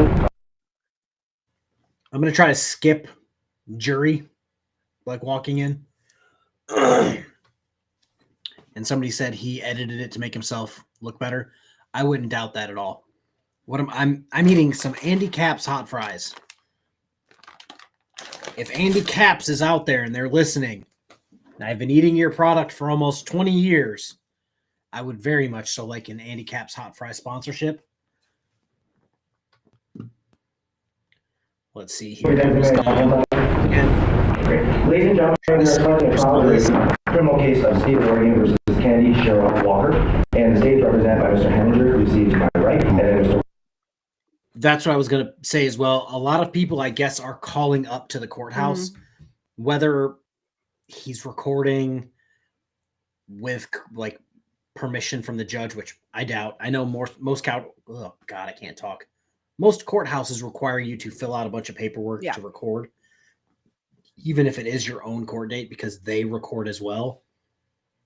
And they would rather use the record that is, it boils down to what are you going to believe, the eye in the sky that records everything with no bias towards anyone, or the guy who has his own copy that only points it in a certain direction and can edit it whenever he wants. I want to see how he hid the camera. So Broken System, Broken Trust, I've seen do this a lot. Not like this per se, but he will turn his phone on and just like jam it in his pocket or jam it in his sleeve. Just like one of these. Yeah, something stupid like that. Or like, I know he's done a bunch of where he just gets audio and he'll just jam it in his pocket, or he'll be on Zoom and he'll have somebody else recording from their phone, so that when they ask, "Oh, are you recording?" you say, "I'm not recording." But he's technically recording that type of shit. Live stream it. I'm not recording. It's being live streamed. Yeah. He's an idiot. What kind of kickback do I get if I can make it happen? Hey, if Andy Caps will sponsor me, we will be all eating Andy Caps hot fries until the cows come home. Walker seated at the counsel table to my left. Defense charged with the following 2 offenses. Count 1, attempted unlawful delivery of Schedule 1 controlled substance. Count 2, unlawful possession of a Schedule 1 controlled substance. Alleges as follows. The defendant, Kennedy Cheryl Walker, on or about August 26, 2023, in Marion County, Oregon, did unlawfully and intentionally attempt to deliver psilocybin, a Schedule 1 controlled substance. Count 2 alleges as follows. The defendant, Kennedy Cheryl Walker, on about August 26, 2023, in Marion County, Oregon, did unlawfully knowingly possess psilocybin, a Schedule 1 controlled substance. To these offenses, the defendant has entered a plea of not guilty. A plea of not guilty is now every offense. Under our system of justice, the defendant is presumed innocent of it, unless and until the state proves his guilt beyond a reasonable doubt. Therefore, the burden is on the state to prove the defense guilt beyond a reasonable doubt. Some of you may serve as jurors in civil cases where lesser standards of proof apply. For example, proof by preponderance of the evidence or proof by clear and convincing evidence. In a criminal case, however, the state's proof must be more convincing. It must be beyond reasonable doubt. Reasonable doubt is doubt based on common sense and reason. Reasonable doubt is an honest and certain as to the guilt of the defense. A reasonable doubt exists when, after careful and impartial all the evidence, we are not convinced beyond a reasonable doubt. Each juror must be able to judge this case fairly objectively. Therefore, if any juror knows of, there's any association with parties, lawyers, witnesses, or if any juror has no knowledge or strong opinion about this case, this should be brought to the court's attention.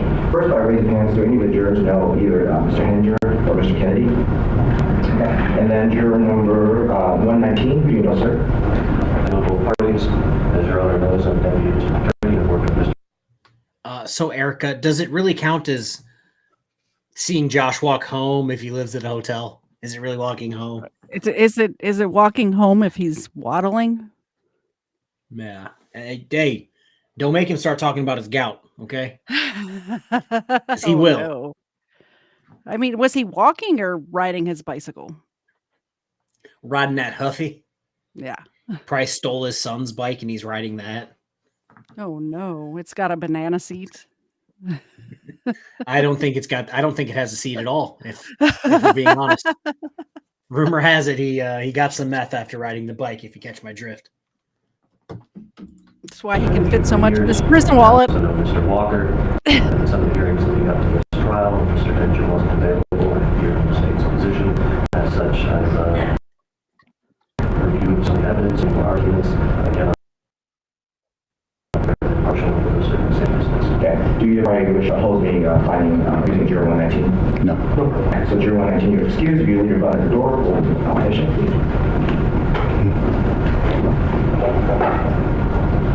173, 173.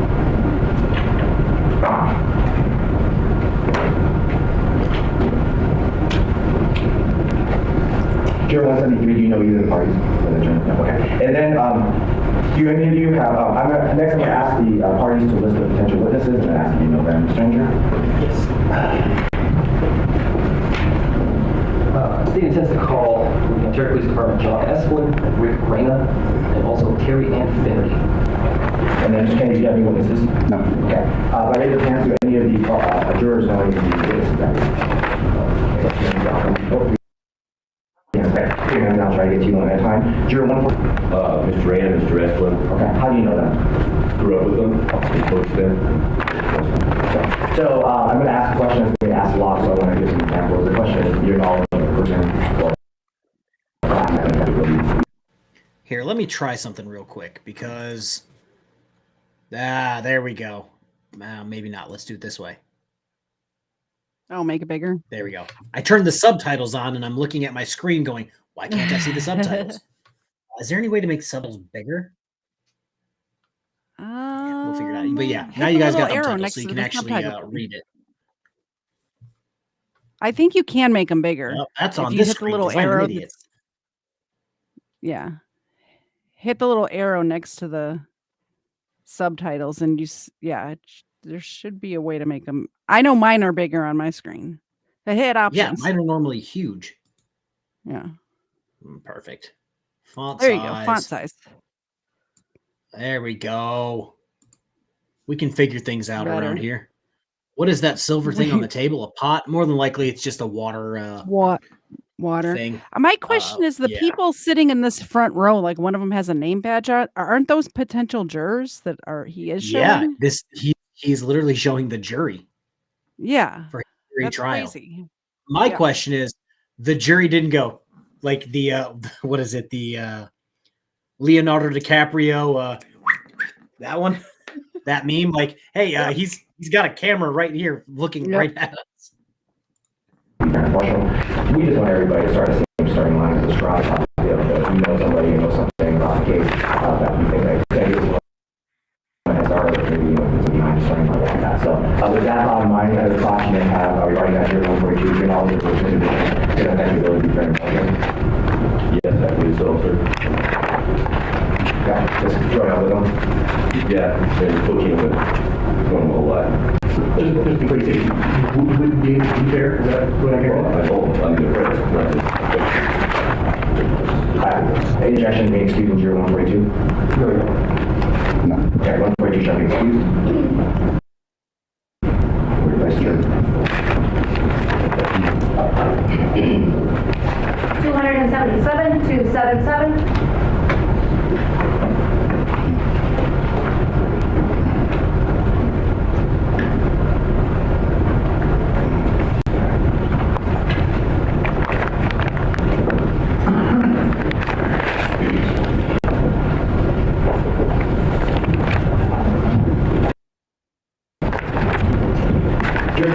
No. Do you know any of this? Is that what it's like? No. Okay, great. I think juror number, is it 80? Did you have any answers, sir? Okay. Oh, you okay. Juror 121.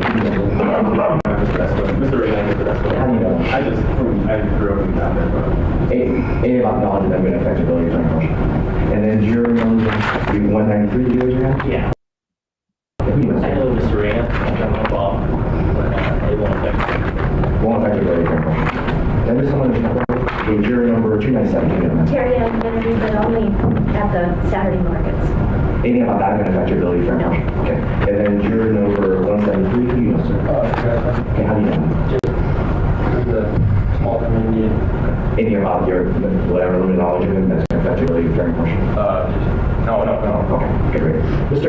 Kennedy, is your camera on over there? Yes. Okay, you need to turn it off, sir. Oh, I put in a request. It was approved. When was it approved by him? Judge Landis. It was approved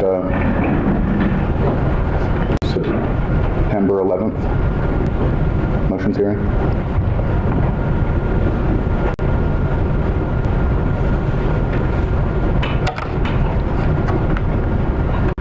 a public trial anyway. I understand that. That doesn't mean it gets recorded. And this is what I was talking about earlier. It is a public trial, but they don't want his edited copy only showing a certain thing floating around the internet, which now there is. Exactly. So explain what's going on, because we have new people joining the chat. I'm talking about Colin. Yeah, Colin, if you jump back and forth, does it confuse you? No. We're professionals over here, bud.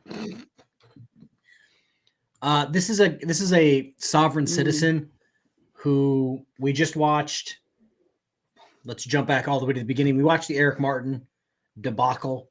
Then we watched this sovereign citizen, specifically his criminal history. Which was, and now we're jumping into started at the age of ton. 14 and lasted just reading the charges and the convictions, 29 minutes of charges and convictions. We had to watch it at 2 times speed. It was insane. Yeah. Yeah. And we watched that, and now we're jumping into this. This was his jury trial for possession of drugs. He was selling, he was at a farmer's market selling psilocybin mushrooms. But it's 2 felonies.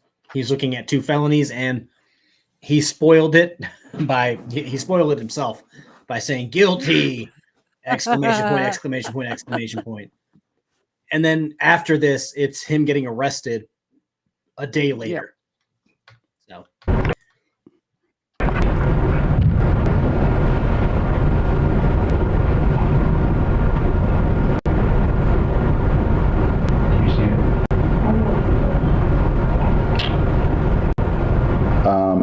If you're looking for a motion, it was an application through the court, not a motion. Actually, there wasn't a motion for it, but then the judge told me he wanted it to go through the court instead. I'll let it on for now. We're going to deal with it. Okay, and then third, any personal feelings regarding this case that would affect your ability to very much. Okay, next, we're going to ask you a series of 5 questions around the various screens about you, around you. Number 1 is what town you live in. Don't get distracted. Question number 2 is what is your occupation, and if you're retired, what was your occupation prior to retirement? Question number 3 is if you have a spouse, do you have a spouse, you'd like to know what their occupation is or was if they're retired. Question number 4 is if you served on a jury before, and by service we mean you made it past this part of your opening statements, there's some evidence in there, you're going to trial that and deliberated. If you have served on a jury before, we'd like to know approximately how long your last service was, 2 years or 5 years or 10 years ago. And then what type of jury was it? Was it a criminal jury, which is the state accusing someone of crime, a civil jury, which is usually 2 parties fighting about money in one way or another, or a grand jury, which is a special process you can go about serving that. And then question number 5 is do you have any close ties in law enforcement? It's not just friends, but family members, close friends that work in law enforcement. If you do, then we'd like to know how they're related to you, uncle, niece, best friend, whatever it may be. And then what agency you work for. Ontario Police, State Correctional Institute, California Highway Patrol, whatever it may be. If you have any close ties to law enforcement. So with that, jury number 29, could you answer those 5 questions? I live outside Ontario. I'm a farmer. My wife works for the University of Idaho. I was on a jury during COVID.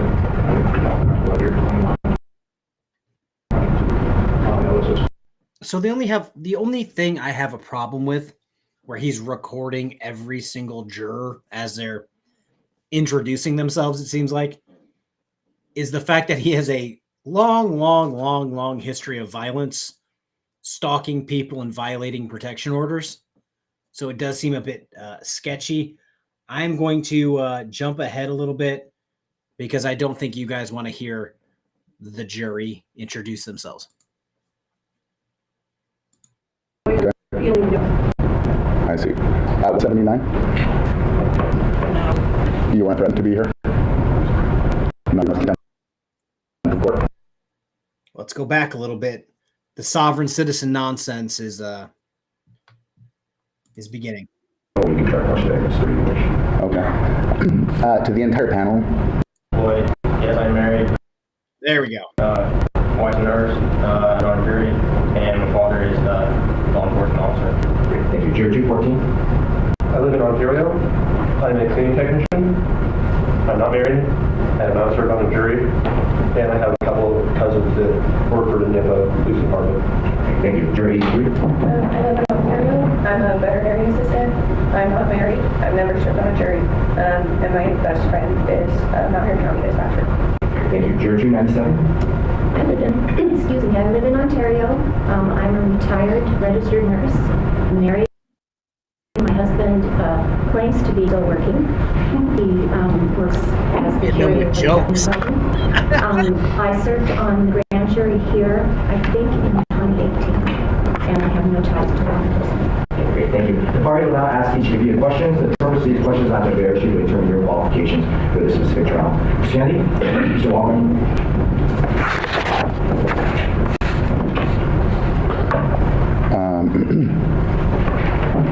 Okay, is this to everyone, or am I asking specific? You can direct questions at the entire panel, or you can direct questions at a specific member you wish.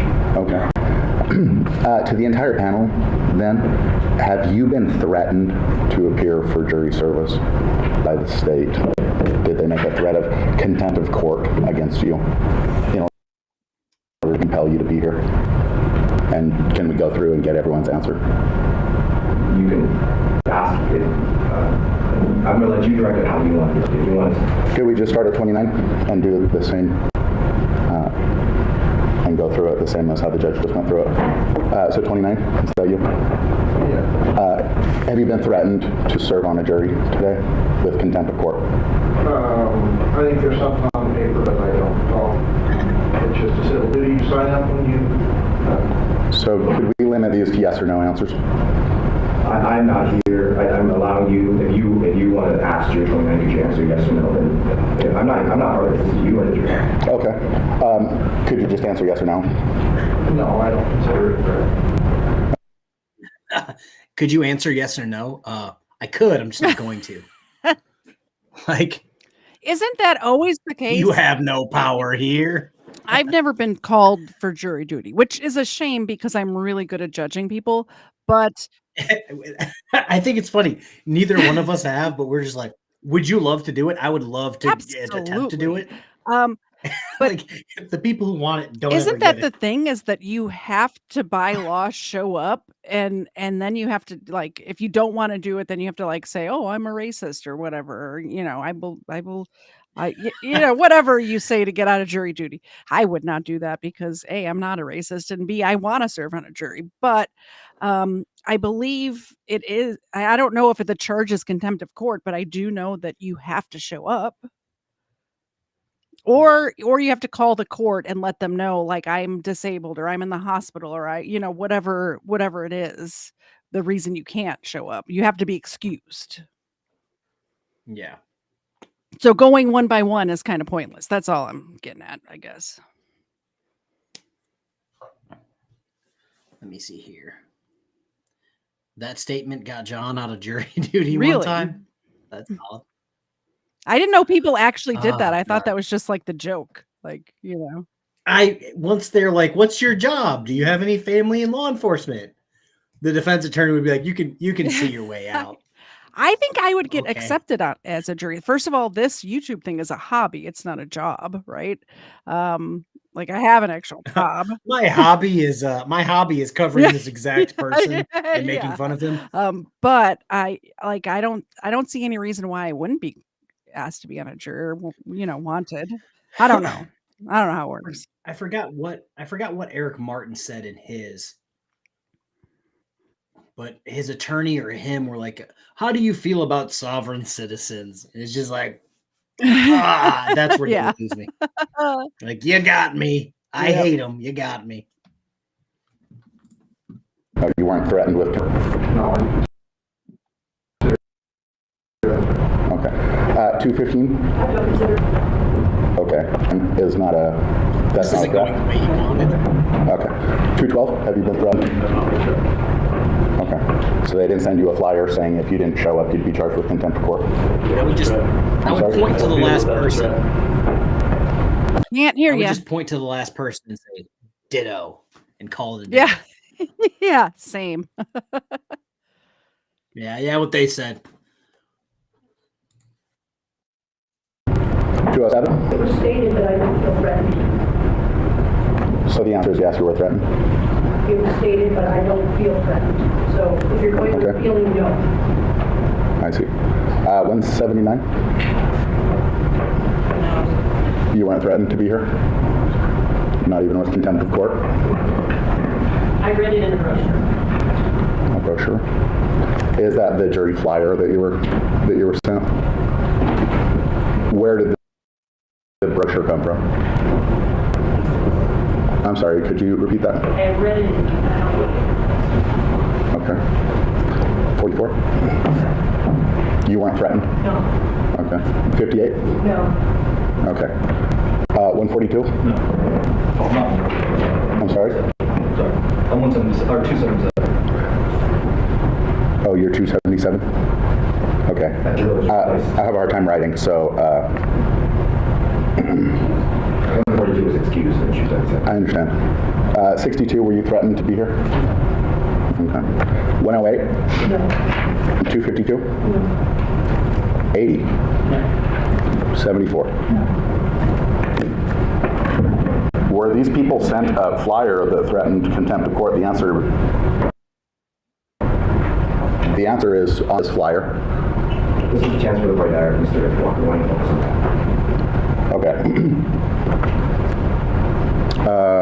Let's see. Sorry, am I at 80? I said no. Okay. 74, were you threatened to be here?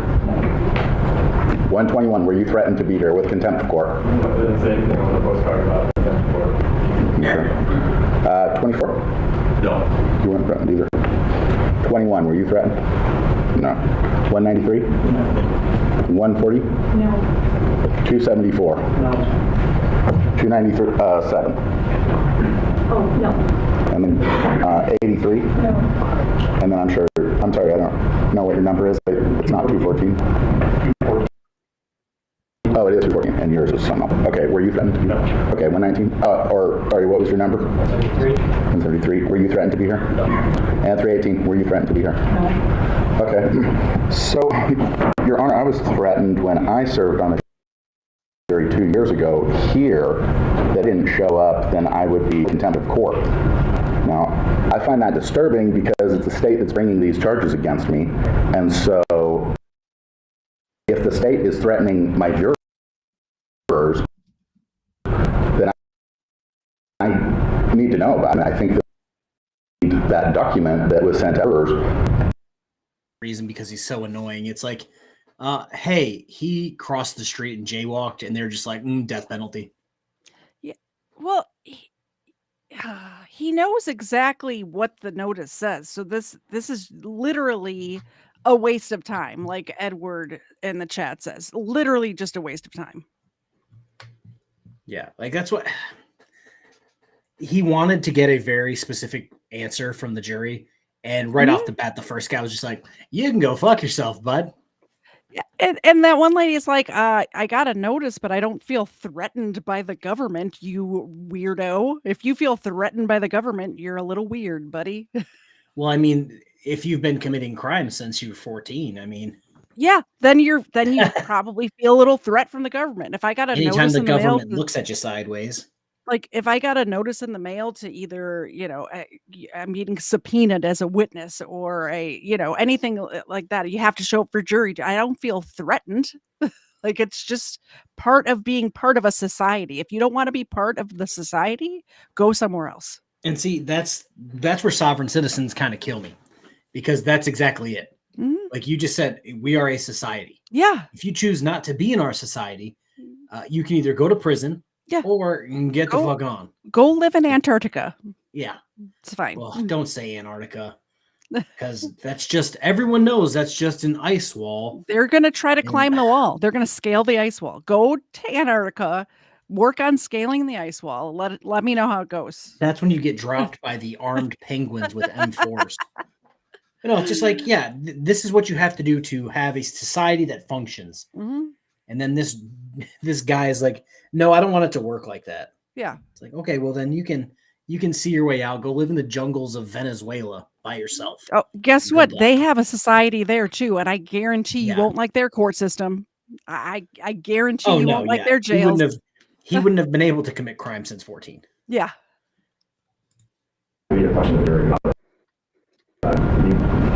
please me so we can keep this trial moving along. Okay. All right. Let's start at the beginning then.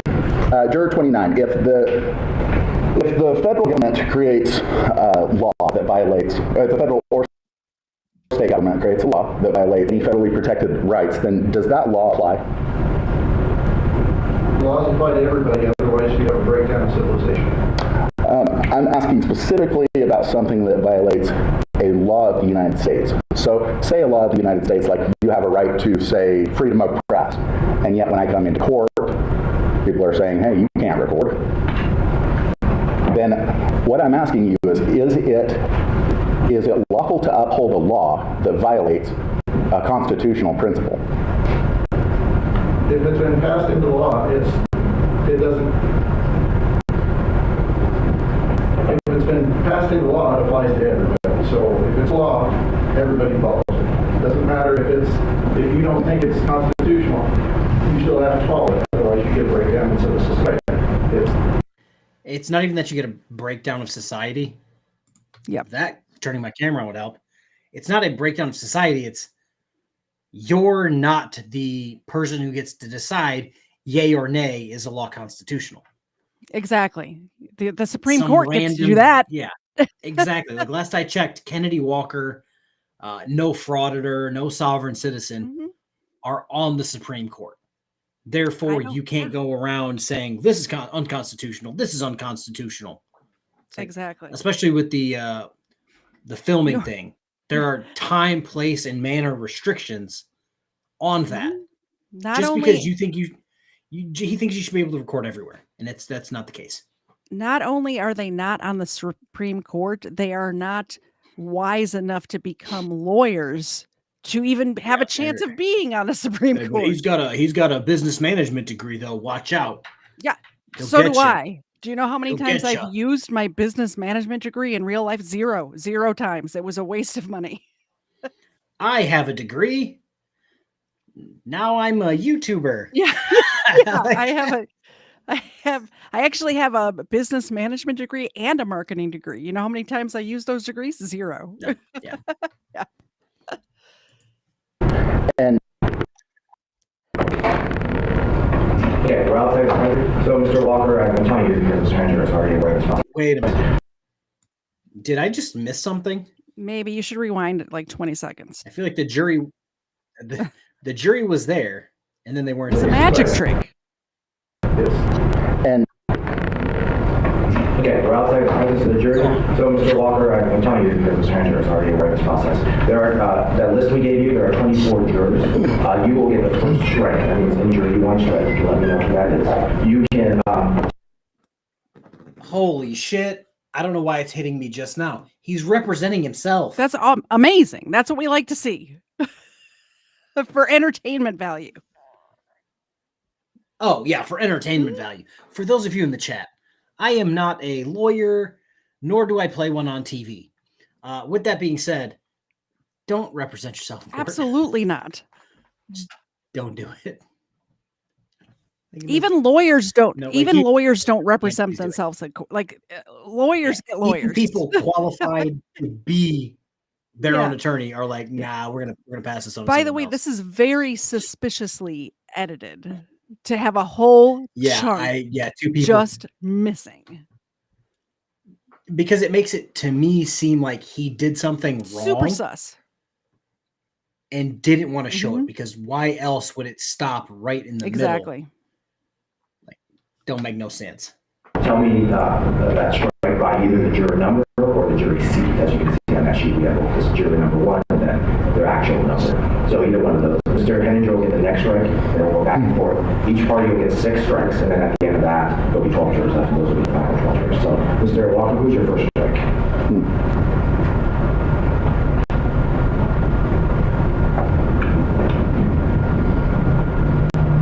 How many did you say? You're going to get a total of 6, but we're going to rotate. So you take 1, they take 1, and then each of you will get 6 each, which means it'll be 12 stricken total. And then since there's 24 jurors, I'll leave 12. So you have a jury of 12 people at the end. Okay, 215. Okay, so let's see, seat number 2, juror 215 is defense 1. 2, seat 6, juror 44. Seat 6, juror 44 is plaintiff's 1.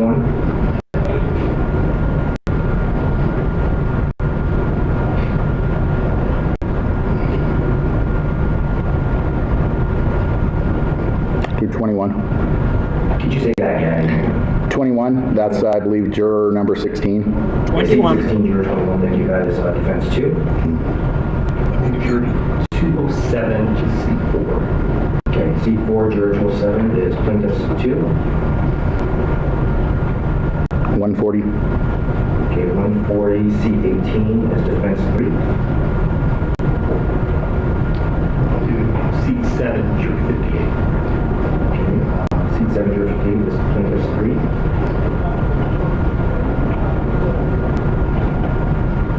274. Okay, 274, seat 19 is defense 4.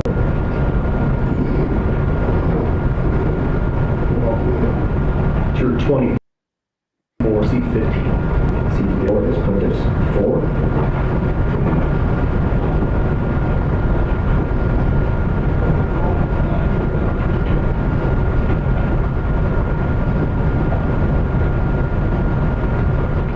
Let's see, there's what, 2 left? You get 2 more strikes. The state gets 2 more strikes.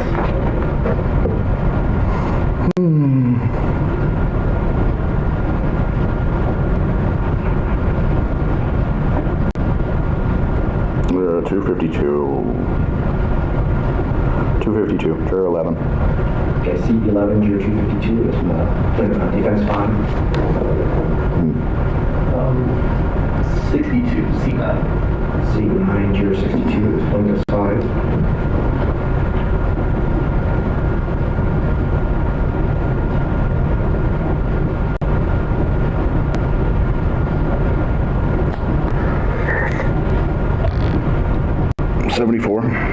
Okay, seat 13, juror 74 is defense 6. It's like they're playing chess. Hold straight last seat. Okay, seat 24, juror 17 is plaintiff's 6. So what we have remaining is seat 1, juror 294, seat 3, juror 212, seat 8, juror 277. Oh, I'm sorry, seat 5, juror 237, then seat 8, juror 277, seat 10, juror 108, seat 12, juror 80, seat 14, juror 121, seat 17, juror 193, seat 20, juror 297, seat 21, juror 83, seat 22, juror 214, and seat 23, juror 173. Okay, so we have 12 jurors. We will, and so I told jurors to be back here for until sitting about 6-minute recess, and obviously for jurors that don't stay.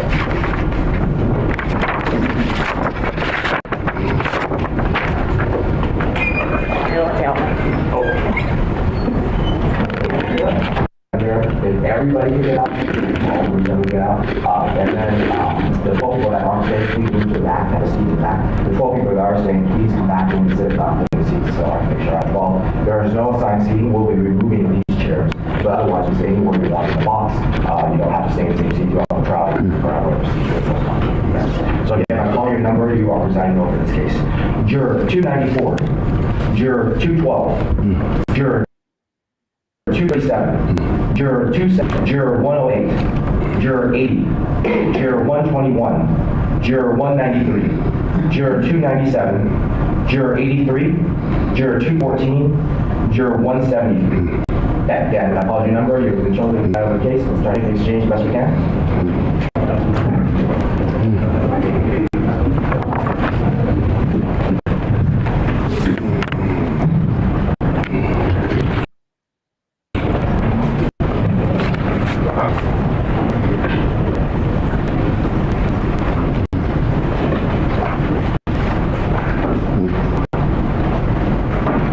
Okay, guys, we're going to have a seat where you want.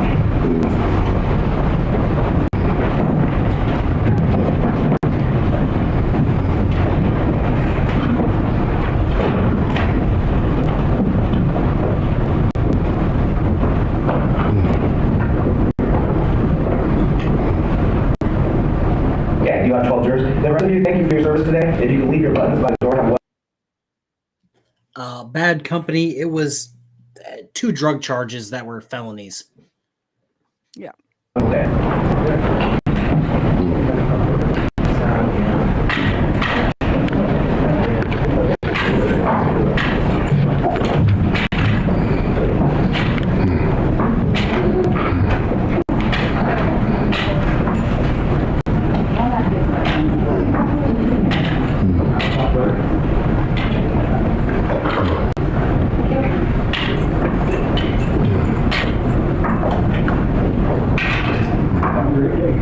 Okay, ladies and gentlemen, the jury, I'm asked that you stand, please, and raise your right hand.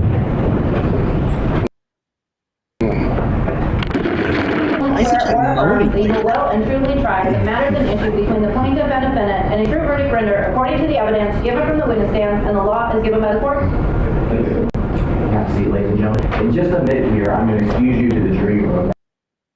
We're going to take our lunchtime recess. I'll ask 2 o'clock in that jury room, so you guys can pass the time a couple hours. I'm going to excuse you there. My staff's going to talk to you just about stuff like that. Usually, I would tell you that that you wouldn't usually be going to right to lunch hour at this point, but if you need us to call anybody, any employer, family, whatever, to let them know that you're on jury service for today and tomorrow, then please, we can do that for you. Just ask my staff. But since I'm excusing you, you can also please don't point that to you. But again, if you have an employer that wants to hear a voice from the court, then we can do that for you. In that room, we're going to come back at 2. Will be there's napkins in there, there's snacks in there, there's drinks in there, stuff for your comfort. There's also notebooks in there. If you process information by taking notes, you're welcome to bring the notebook out with you to the courtroom and take notes. You don't have to take notes, but some people need to take notes to process information. The notebook cannot go with you, basically. It's either here or the courtroom. My staff will take care of it if you're not here. Other than that, if you have any questions for my staff, then that's great. They'll come in there just a few minutes after you and answer any of those questions. We do expect this to be a 2-day trial, so we'll make arrangements there. The current schedule is to go from 9 to noon and 5 every day, so we get 2 operating middle and so again 9 to 5 again, make arrangements for every day to 5 so with that, then come back 2 o'clock. When we come back at 2 o'clock, I'm going to read you what's called the cautionary open jury instructions, and then after that we'll be able to statements on presumably like at least one witness statement more, but again we'll let okay, we'll see you at jury.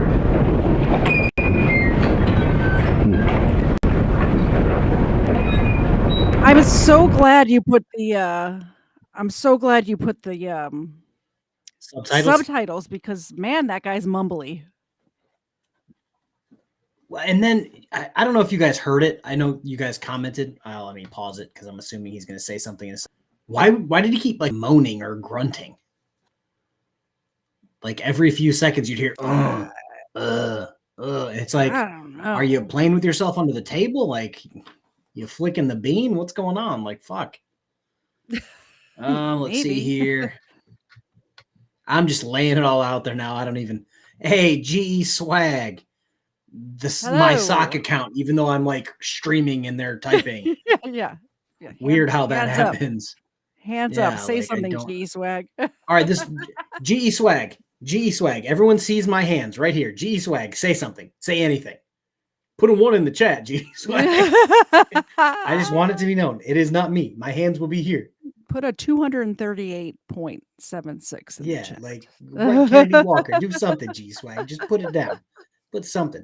This is a very slow train wreck. Oh, the slowest train wreck. Like, GE Swag, I'm waiting on you so I can put my damn hands down. He's starting to lose. He's starting to. Me. I think he's doing it on purpose. No, so they said that the way he said it was that the judge previously, and I believe it was September, gave him the okay to record. And now I'm intentionally talking with my hands so you guys can still see them. But yeah, he said he put in the paperwork in September and the judge gave him an okay. So I can't say anything. Now recording the jury. Oh God. Where is GE Swag? You always comment, and then the one time I need you to comment, he probably just popped in and then left. You're gonna have to just. I don't know what to do with my hands. I'm like fucking Ricky Bobby. Just hit the button to play the video and then keep your hands up. But yeah, the judge gave him okay. I'm just curious about the jury angle because I don't know if you're supposed to be like, hey, jury, let me get all of your information as I record it, and you're probably going to find me guilty. Yeah. Here we go, guys. Well, maybe. Let me click it. There we go. Okay, well, the jury will take a lunchtime recess or we can go. Thank you. Your Honor? Yes. Not doing very good, very well right now. And I just ask for modification to the court hours so that I can have some recovery time between. Get out of there. Recovery time. Get out of there. There's nobody's keep them there. There's just They're giving it up. They're going to come back. Okay. What I am willing to do today, just there it is. There it is. Look, there it is. There it is. I saw my hands this whole time. How about we start at 2 o'clock? All right, now my hands are going back down. My hands were up. GE Swag was just torturing you, I think. All right, GE Swag commented, my hands were up. You guys saw the whole thing. Clearly, I'm not a GE sock Swag. account. Yeah, it's not me. Turns out more than a million people can hate you. It's not just 3 people in sock accounts. That's kind of somebody else's thing, if you catch my drift. I have 2 accounts. One of them is called Many Such Cases, and one of them is the one that you're on right now. So it's not me. Oh yeah, I've got 4 channels. Oh, I do have one that I don't really use, but it's just so I can check the other ones. Yeah, I have 4 accounts. 3 of them put out content. Yeah. And one of them literally has my last name attached to it. It's pretty hard to run from that one. Yep. Like, come on now. Nope, against state law to release the identity of a jury. Yeah, I was thinking the same thing. Good Recovery time. Does he think he ran a marathon or something? Like, yeah. Usually... well, he went to Taco Bell. He had to take a dump, and he's got to recover. I need a break from this hard work. I need a break. Yeah, I need a break from oddly recording my jury. Yeah. Cautionary jury instructions and the opening statements, since the jury's already coming back. That, I imagine, or I don't know, maybe an hour and a half, depending how long the opening statements are. But then not taking our first witness to tomorrow, that means we can end early today instead of going all the way to 5 o'clock. Would that be beneficial to you, Mr. Walker? Can you say something? Yeah. Okay, I can hear you. I can see you nod, but I just wanted to check that. Okay, so let's do that for your benefit, Mr. Walker. Is there a way that we could do that now? No, the jury's already gone. The other option, you have a constitutional, I'm not trying to tell you how to run this. You have a constitutional right to be here for trial and everything else, but since we're just doing opening statements, your right to be here in large part is to confront any witnesses. Since we won't be taking any witnesses today, I'll give you the option. You don't need to be here in person tomorrow, but I'll give you the option for today if you want to be here by video or telephone. We can set those up for you just to do, again, jury instructions and the opening statements.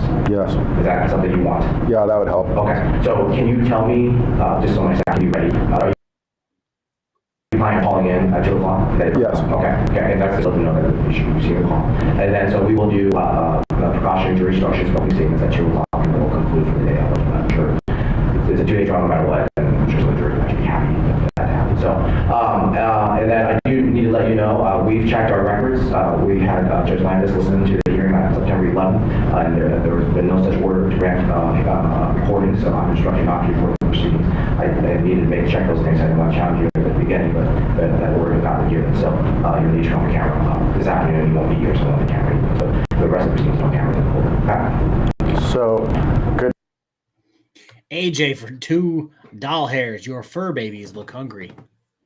Oh, sorry, I was not. I wouldn't say hungry. They looked deceased. Yeah. Well, Ava went. I locked Mr. Zed in the basement. So she went downstairs with Mr. Zed. But Zena's still here. Zena, you got some love. Somebody was actually talking about this in the chat before this. The judge brought it up. Was the judge just taking his word for it, or did he actually get the shit done? Turns out he was talking out of his ass. Of course he was. Who would have thought, right? Who would have thought? And so just let me make sure it's paused. I don't know where it's going to go from here. Like, I don't know how much of Fun. this is left for this. I know he does get arrested, so. Fun. The rules are that you file before them, so you don't have any notice of such filing before the trial. So. Well, then it must have happened on a different day or something. Well, why don't you check your records? If you think there is an order on a different day, then we can check that also. But we base it off of filings prior to and then we also listen to the September 11th hearing. So that's the date you gave us. So that's the date we checked. Also, again, I'm not a lawyer. If there are lawyers in chat, I'm pretty sure this is why they don't like oral motions. Yep. They would prefer you to file actual paperwork so that they could just go back and be like, oh, yep, didn't see it in the paperwork. Or, yep, you know what? I do have the piece of paper right here that says you can do this. Instead of, I think it happened on this day. Can you have somebody speed run a 4-hour hearing, like, day and see if I mentioned anything about recording? Like, yep. He probably had his poor old like court clerk back there with headphones on. Is that what the judge said? I don't know. I'm on 8 times speed. Richard's asking me if I've covered the case. I forget the guy's name, but I do know the case you're talking about. I have not covered it, but I did cover a Florida case where a guy represented himself. He had crazy hair and he like screamed his whole opening statement. That was an interesting video. But yeah, that one you're talking about, I do know what you're talking about, and I may cover it in the future. Yes, I said oral motions, guys. Oral. I'm just trying to figure out what it is you're saying. Judge Landis approved recording. If it wasn't on September 11th, then it would be. It was on September 11th, I think, but he definitely approved it. I mean, you're trying to keep records from me again. Like, if I had a record of the September 11th hearing, then I could show it to you, but always a victim. And I can't get them. So the only record that exists is what you have. So there's no one else to say otherwise because I was prevented from recording, which was right. Okay. Well, I know you disagree. I remember that. Well, we will expect to confirm. I want to make sure you are comfortable calling at 2. You don't want to be in person. You're welcome to come back, so you let me know. You're calling at 2 o'clock, correct? Yeah, I'm calling at 2 o'clock. Okay, sounds great. See you later. Thank you.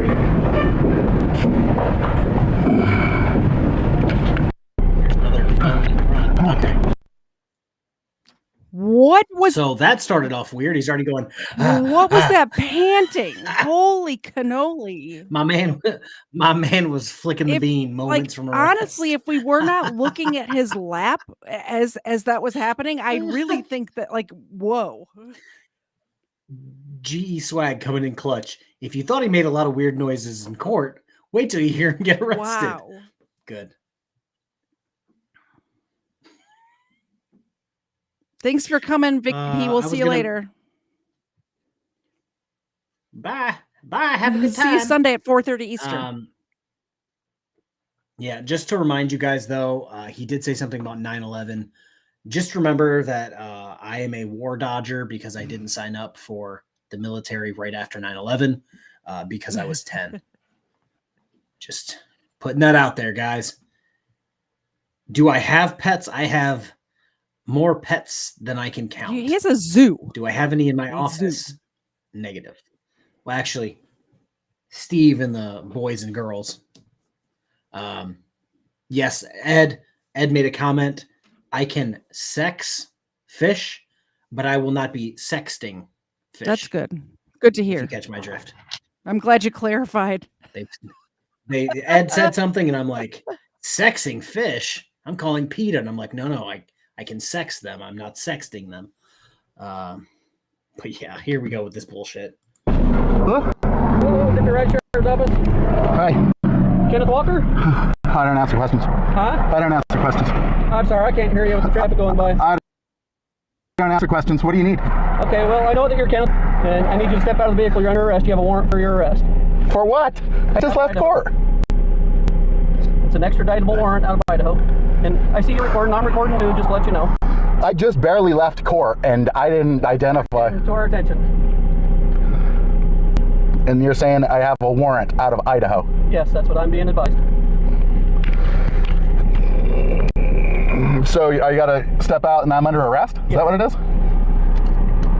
That's how warrants work. Let's see, can I call my mom? I know you're not gonna let me use the phone at the jail. His mom, really? Can I call my mom? I know you're not gonna let me use the phone at the jail. The jail will let you make phone calls. The jail will let you use phone calls. They may have you wait under certain charges. Yep. But seeing as how it's a random bullshit one out of a completely different state, he's going to let you call your mommy. It's not like you were multiple time. This is when I saw it the most, where they'd be like, don't give him a phone call right away. When it was a legit drug dealer who's got a career in drug dealing, and they were worried he was going to call the stash house and say, flush it all, they're all the way. But other than that, like, congratulations, you're going to get a phone call. My dad let me drive a boat at 10. KFARR could have driven a ship. Hey, don't spread that. Let's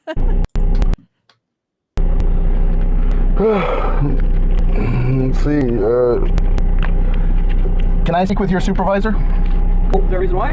Yeah, I want to know how you got a positive ID on me. Window only that, like when the car's going by, I can't hear you. How did you get a positive ID on me? You are. I don't know you. I didn't identify to you. Can I get your supervisor? I can see if one's available, sure. Are you not going to comply with my lawful orders to step out of your vehicle? You don't know my identity, do you? I do. I know you're Kenneth Walker. I've never met you before, so... But I know who you are. I know you're Kenneth Walker. Do you have a warrant with my name on it? In my possession, no. There is a warrant for your arrest. I'm being advised. Well, I need to see that. Where's and again, where's the file? Because he's an officer with the... Well, not even that. How do you know I'm Kenneth Walker? Because your car came back to... Let's say his mother's name is Margaret. Well, it came back to Margaret Walker. And then when I said, shit, that looks like Kenneth Walker, I put in Kenneth Walker, and your ID picture came up, and it's the same person. Your photo came up, buddy. Yeah, it's like I tell people this all the time. Like, they know who you are. Like, oh, you must have the wrong guy. Nope, I'm afraid not. God, I hope he needs a new driver's side window in 2 minutes. That's how we're keeping safe, light, and fucking business. Warrant before I'm going to submit to a seizure. Dude, I just left court. Why are you bothering me? He's not complying.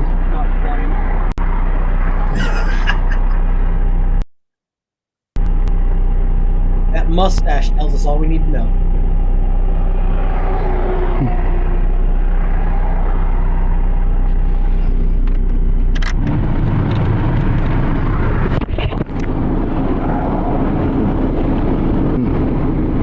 Step out for me.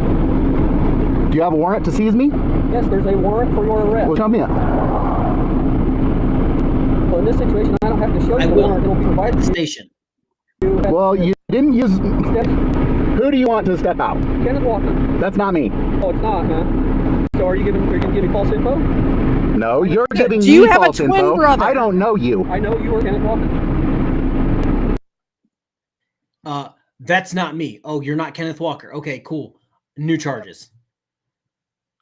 You're either giving false information, or you're intentionally disguising your ID.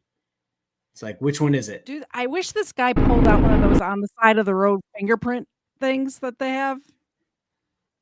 Have you seen those? We can solve this right now, Kenneth. Yeah. So we can solve this right now, bud. I'm not. Okay, who are you then? I know you're Kenneth Walker. I'm not. Go ahead and show me a warrant, though, that has my name on it, and then I would comply. I have to actually show you this warrant because it'll be provided to you. Yeah, you have to have a warrant, and it has to have my name on it. It does have your name. What's my name? No, it isn't. Okay, what's your name then? No, I don't answer questions. You want to step out of the vehicle, please, sir? No, you don't even know my name. It's Kenneth Walker. It's not.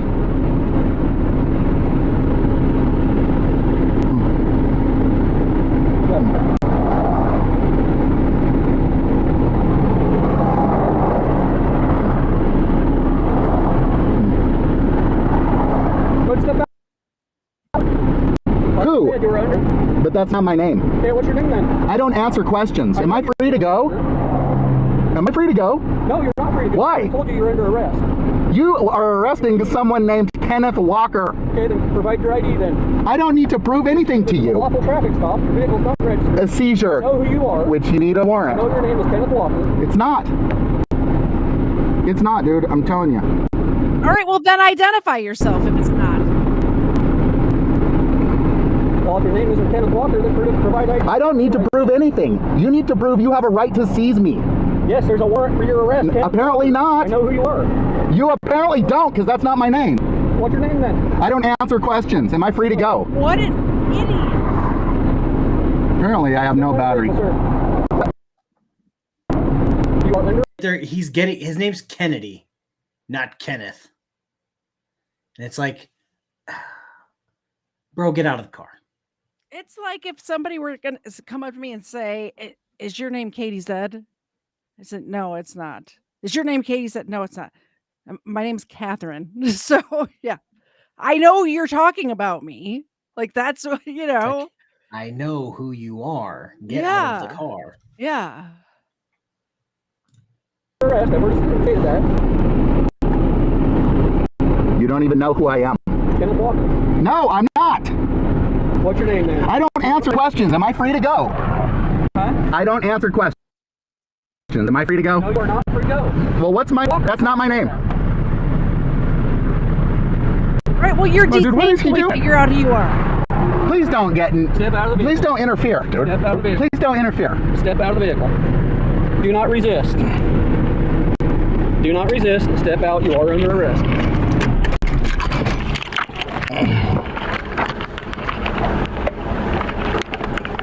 Do you have a warrant for me? Yes. What's my name? Kenneth Walker. That's not my name. What is it then? I don't answer questions. Well, if your name isn't Kenneth Walker, which I know it is, it's not. I promise. Provide ID because this is a lawful traffic stop.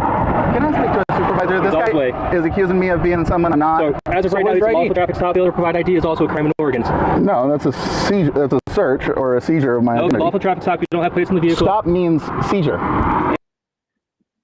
And he's step out. Vehicle. Step out. Everyone here Either way, has, for the most part, been on my channel for 40 million years. The Supreme Court ruled like damn near 100 years ago that the states can require you to have a driver's license to drive. And last I checked, Oregon was one of those states. And he's correct. If he was just walking down the street, he may, depending on the state, not be required to show ID. Like if he's in Texas or something like that. But if you're behind the wheel operating a motor vehicle, I'm choosing my words very carefully here. Operating a motor vehicle, you are required to identify yourself. I'm not operating anything. I'm not in commerce. I can't even. If you are traveling in control of a vehicle. You mean in your private toaster with wheels? Yes, that too. Your and private property? Your boat captain. God.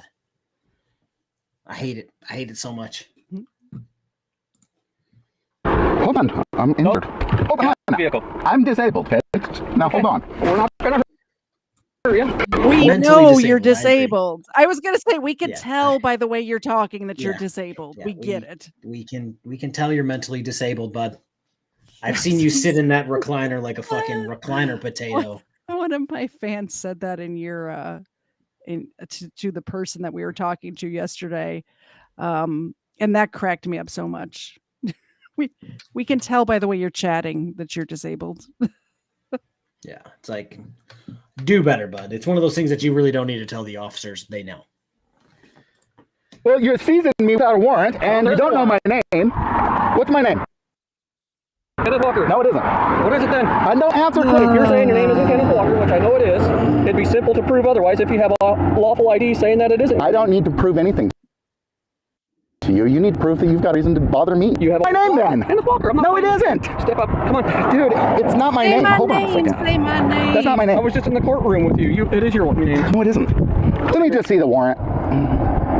They will provide a copy to you at the door. So you're seizing me without a warrant? No, there's a warrant. For everyone out there, In the words of Chili DeCastro, in YouTube land, if an officer is going to seize you and he says he has a warrant, go to jail. It doesn't have to be a physical warrant. Warrant is like. Oh no! If they said to me, Kevin, you have a warrant, you're going to jail. Yep, absolutely. Yep. Why would I go to jail? Because I know that I don't have a warrant and I would get a paycheck at the end. Please take me to jail. Yep. But for some reason, sovereign citizens don't ever seem to want to do that. They want to fight it out right there on the side of the road. Yep. Hey. But they do so well in court. I don't know why they don't want to go there. Yeah, it's almost like there's just video after video after video after video after video of them losing. Yep. Warrant. For someone with a different name. Kenneth Walker is not a different name than you. That's not my name.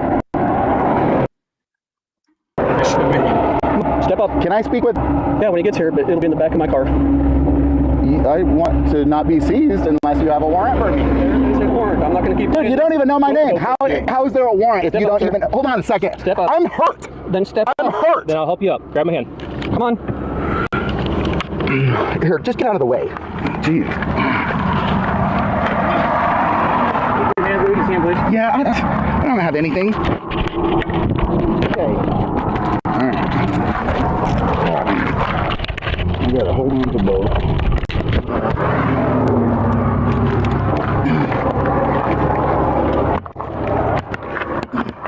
Do you need assistance? Just watch out. Okay.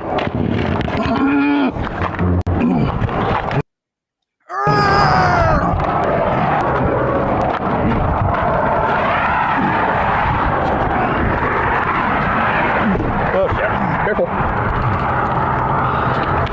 Can I roll up my window? Oops. Can I roll up my window? I'm not going to cause you any trouble, dude. I'm retarded. No, you don't have access to my house or any of my car or anything. Oops, sorry. Okay, this way. Do you have anything on a person that cannot go into jail, like weapons of any kind, narcotics, tobacco products? I don't answer any questions. Okay.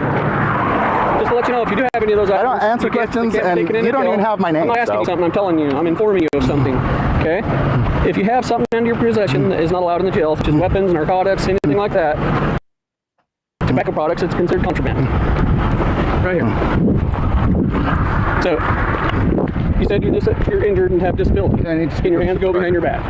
Why do you want to put my hands behind my back? You're under arrest. No, I'm not. Yes, you are. You don't even have my name. Kenneth Walker. That's not my name. What? Dude, what is going on with you guys? Jeez. Okay, so I don't cause you any discomfort to your injuries. I'm gonna place cuffs in front of you. Okay? So, Ernie, do you know why I'm not going to do that? Because you guys are familiar with the video that was played on Delete Law's channel that got him banned for a few days. I'm not going to say who, but somebody screen recorded it and sent it to me. So obviously I tried to play it on my channel completely blurred out, but I kept some of the music in the background. And wouldn't you believe somebody dinged me for that? Really? Somebody was like, we want a part of that porn music in the background. Wow. Bounce, chicka, bounce, wow. But yeah, it was literally something stupid in the background of them, and they hit me for that. And I'm just like, that's what you're going to hit me for? Yeah.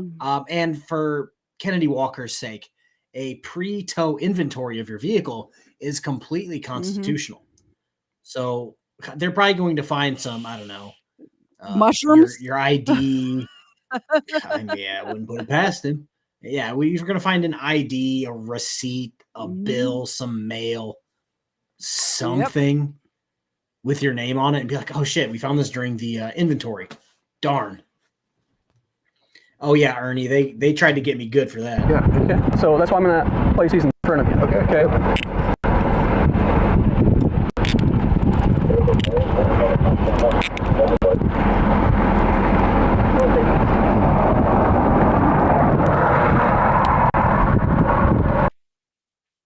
I'm going to pat you down for weapons. No, it means I'm going to have to submit to this. You don't have a warrant, so I feel like I should have the option of refusing. There is a warrant. Number two. Look how that's going to slide off. There is not a warrant. You don't even know my name.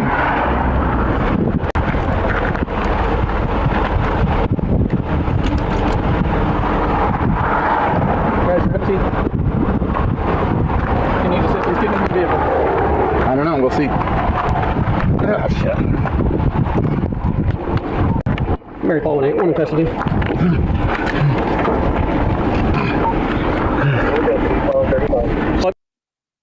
Let me know if there's a way I can assist you.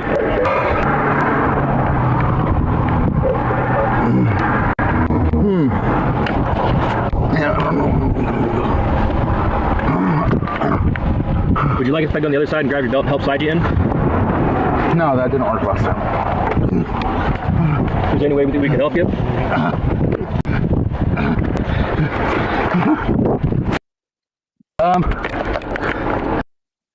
Why is he grunting like that? Disability, right? Like, I think he's in pain because of a disability. I'm guessing. So I think more than likely he's got the frauditor disability. Possibly. Where it's always my back, my shoulder, my knee, the moment the cuffs come out. I will say, when I was out of town, according to my Fitbit, we walked, in 3 days, I walked about 21 and a half miles. And after sitting in the car. Wait, you mean you touched grass? Right. On the way home, sitting stagnant in the car for 11 hours, when I got out of the car, I made some weird noises because my legs were just one big cramp on both sides. I can't say anything. Maybe I shouldn't be the one to judge. I got an old lady at Home Depot to feel bad for me because I bent down to get the Monster energy drink out of the bottom of the fridge, and I made the getting up, and she goes, "You okay?" And I was like, "Yeah, I'm good. Thanks. Thank you, I've ma'am." just been painting for 3 days. Yeah, like I'm fine. Yeah. Sir, this guy doesn't know my name, and yet he's trying to seize me. Okay. Can I see? Follow his instructions, okay? Well, we'll get it taken care of. He's not even calling me by my name. Well, we got to have the start. Well, I agree. Let's not do any seizures. Okay, Kenneth, we already know. Quit playing this game. I was just in the courtroom with you. It's not my name. So were you impersonating somebody in the courtroom? We're going to answer questions. Okay. Hop on in. Hop in. What? That's not my name. I'm telling you that, and you're just insisting. Hop in. Let's see if I can hop. Well, I've asked you how we can assist you. I've asked if a different vehicle would be easier for you. So why don't you just start leaving people alone for a living? Okay. Yeah. Would you, I don't know, pick that up and push it down, I guess. This leg? Yeah, push it so I can put that aside. Got it? Yeah. Watch that leg.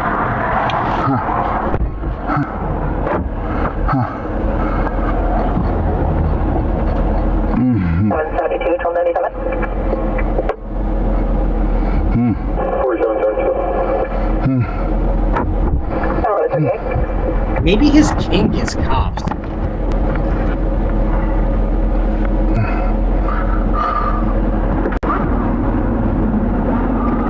So you're just going to basically insist that I've got a warrant and you're not going to show it to me or anything? Is that what it is? Hold on, let me get it recorded again. Now, please ask the question again. Can you show me the warrant? They will provide you a copy with it at the jail. Well, that's I don't have not copies. That's not. You're going to need to get. 649 traffic. Okay. I was just in the courtroom with you. I know who you are. Go ahead. On the plate, Union Victor Charles 354 on a red Pontiac Grand Am. Stopped. 0 block East Lane by McDonald's. I need a drink.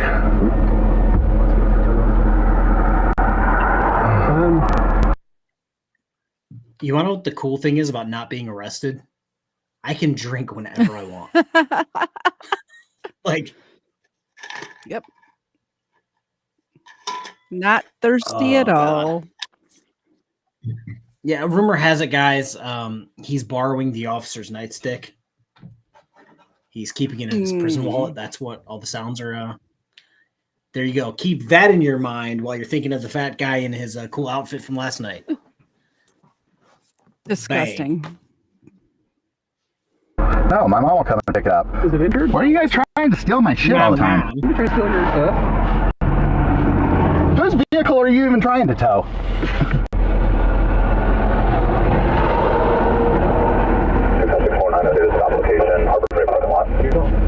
If there's insurance, it's okay right here. But it's not a licensed vehicle. If there's a warrant to seize it, then you can seize it. I'll be clear. Don't need one. Don't tow my vehicle. Dude, what have I done to anyone ever? You guys are ridiculous.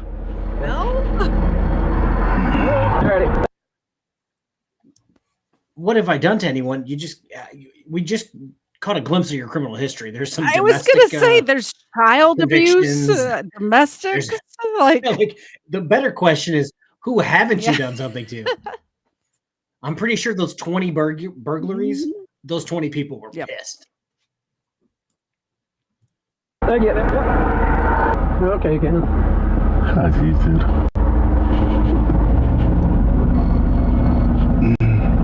Can we put the air on? I'm freaking sweating back here. No, turn the heat on. Okay, so this took place a day after his trial. Okay, so it wasn't. His trial was what, January 15th or 13th? So this is the 14th in Oregon. My boy. It's the middle of winter. Like you got something going on. Like in my head, he's not dressed up, parka on. Yep. Walking to the car. Like, come on. Could you put the air on? I turn on the vents. Oh, I don't feel anything. Fireball 0. Can you bust over the vehicle? Huh.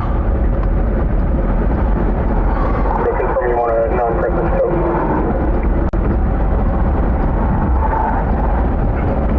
Affirmative, this is bringing down. You pretty proud of yourself? Attacking the disabled or what? No. Is that why I'm under arrest? Is because I'm disabled or? Don't pull the disability card for me. I'm disabled. I have a prosthetic leg. So you're just defrauding disabled.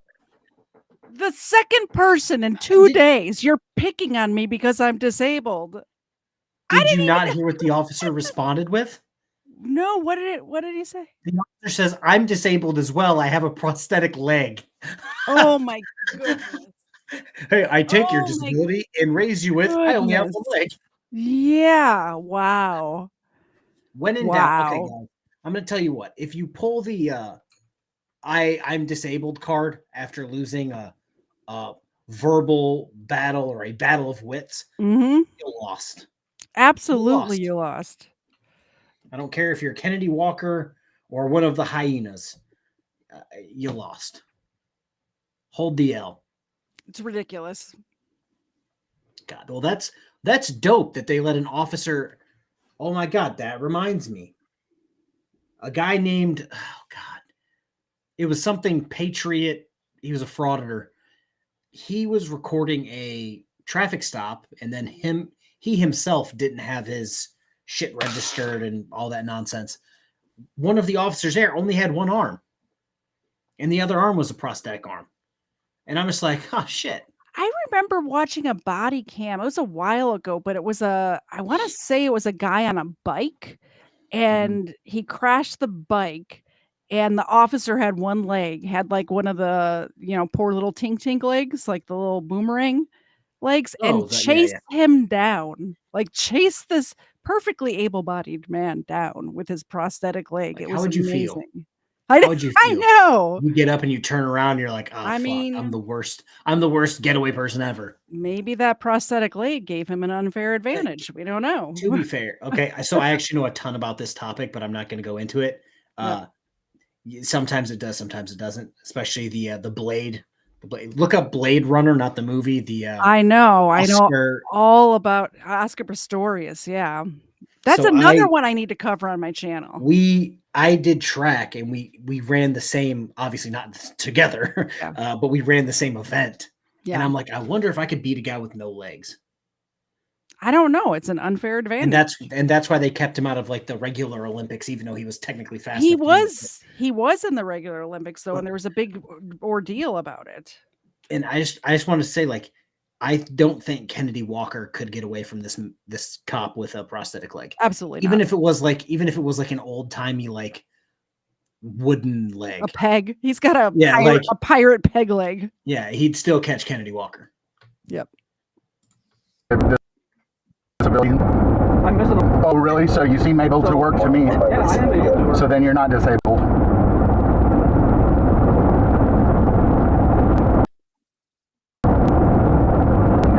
Being fat means you're disabled. Not having a whole ass leg, nope, you're not disabled.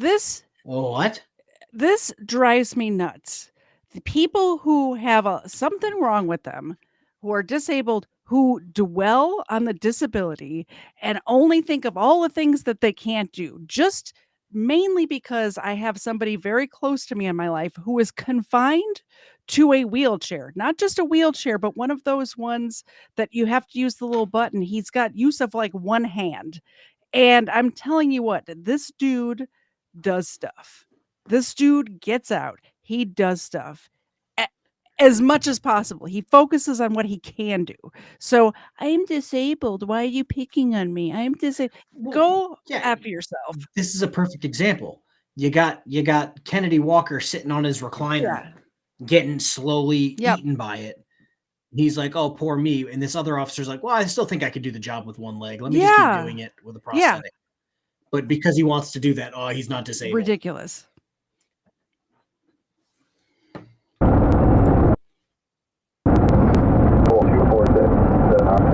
Are you pretty proud of yourself or what? Yes, I'm proud of my job. For what? How are you helping anyone? I serve the community. By running around attacking people? I didn't attack you. Dude, you seized me. You have a warrant for your arrest. No, you don't even know my name. Yes, it is. What is it then? What is my name? Kenneth Walker. No, it isn't.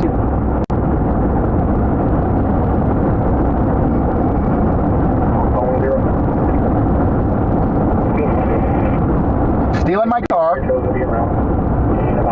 That's scumbag bullshit. Don't you think?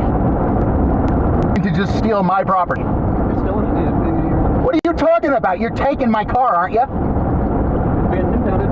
Oh, you got a different word for it, and so that means it's not stealing. It's all stealing.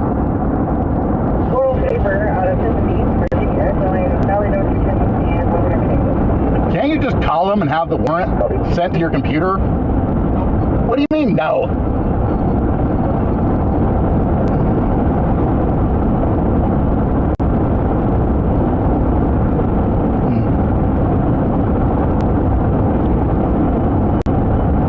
So it sounds like you're just trying to interfere with trial, or what's the deal there? That's not what's going on?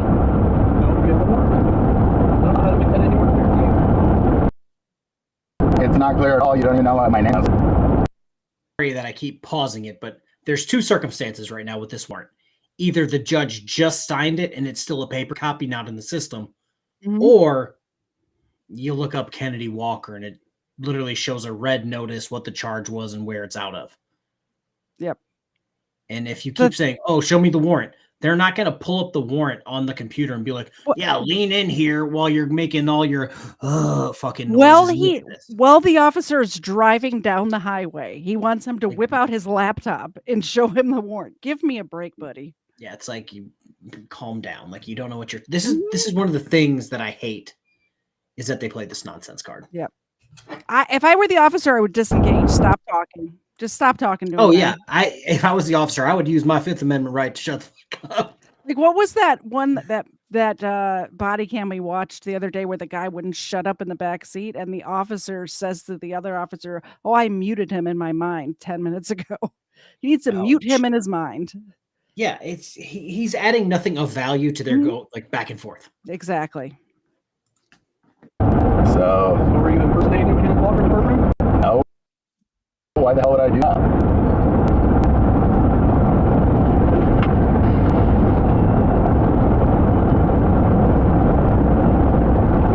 I need the paramedics to check me out and see if I'm fit to go to jail.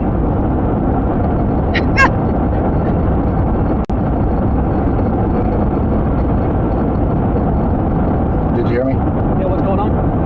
I need the paramedics to check me out, see if I'm fit to go into jail. What is ailing you so I know what to tell the paramedics? My physical condition, my handicap. Okay, so what about that is... Last time I was in your jail, I almost died. And so... That was last time you were here. Yeah, and now I'm weaker and closer to death's doorway now than ever, so...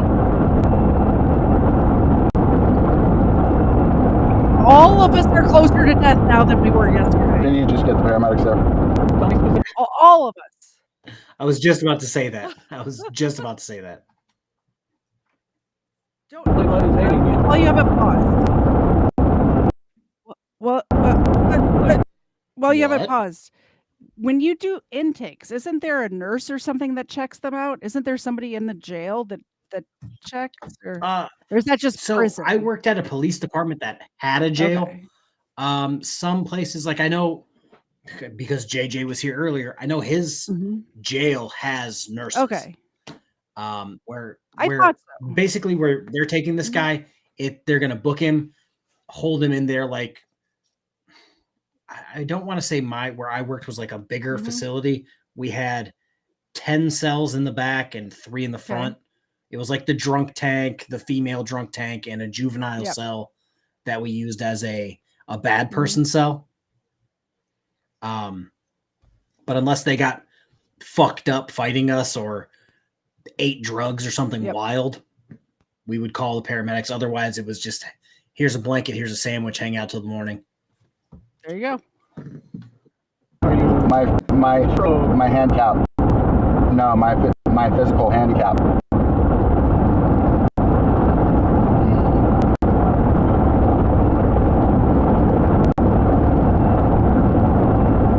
I don't want you seizing my car. I consider that theft. It's not being seized, it's being hinted. That's a seizure. No, we're not keeping it. It's being towed. Look, whatever you do with it, if you take it, that's a seizure. This is English, bud. I'm not going to argue with you. Obviously. You're just going to spit synonyms at me and tell what you're doing is okay, huh?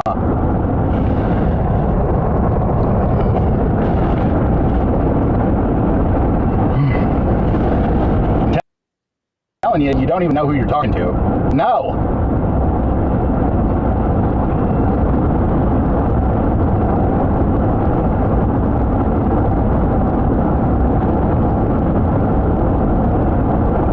To me, like you just pulled over an unknown car with an unknown person in it, and then you started accusing them of having a warrant. What's your evidence of this warrant that you have of me? For me?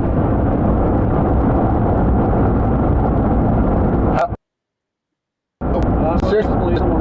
What?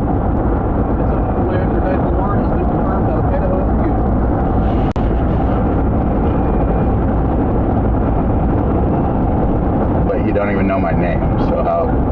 What? Yeah, you keep saying that name. That's not my name. I was up in the courtroom with you, Kenneth. Yeah, you keep saying that too, and that doesn't change the fact that that's not my name. You turn the AC on? I'm sweating back here. It's on as high as it'll go. It's on number 7 and 7's high. Oh, let me guess. That's my fault too. That makes no sense at all. You make no sense. You don't even know who the hell I am. Okay, who am I? Okay, wrong.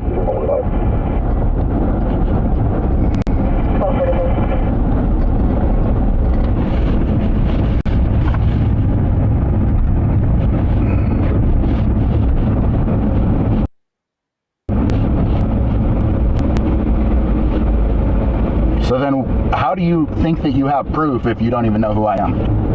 And don't tell me you were in the courtroom. I don't know why you think that means that I'm someone I'm not. It doesn't mean that.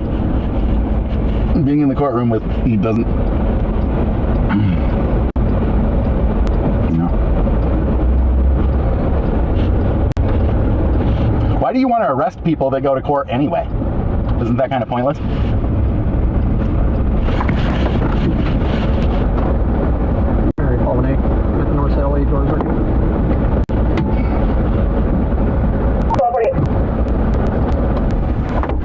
Here's your phone, I got it up here.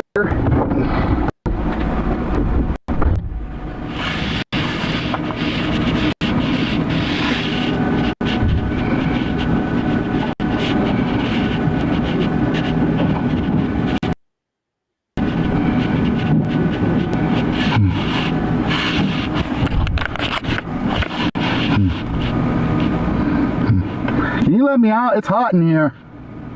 He's still grunting. Hey, I'm sweating in here.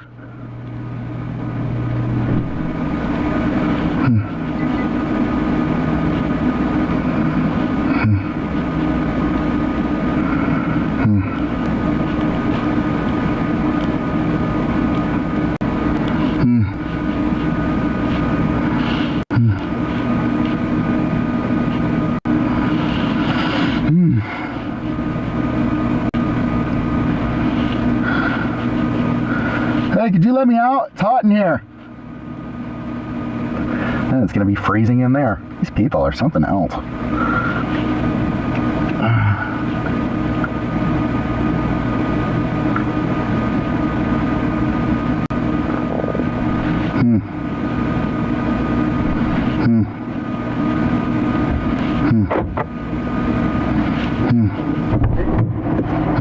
She has a camera around the wrist. I cuffed in front. Is there any way I can assist you getting out of the vehicle? No, just hold on. Okay. Hey, this guy seized me without knowing my identity, and I don't think that he's got the right person. We'll work that out with fingerprints, okay? All right, you just show me the warrant, and I'll just tell you if it's They're me or going to not. get you a copy of it. Yeah. Okay. I can't do it. So creepy. Yeah. You got it? There, close the door.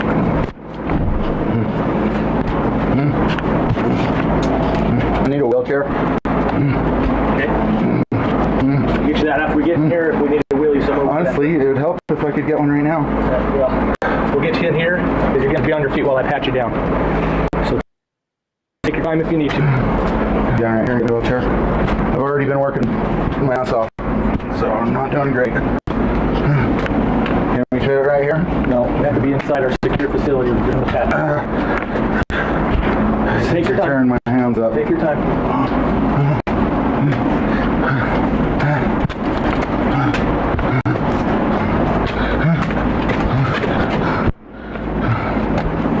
Also, I need a medical just to make sure I'm good to that I'm fit.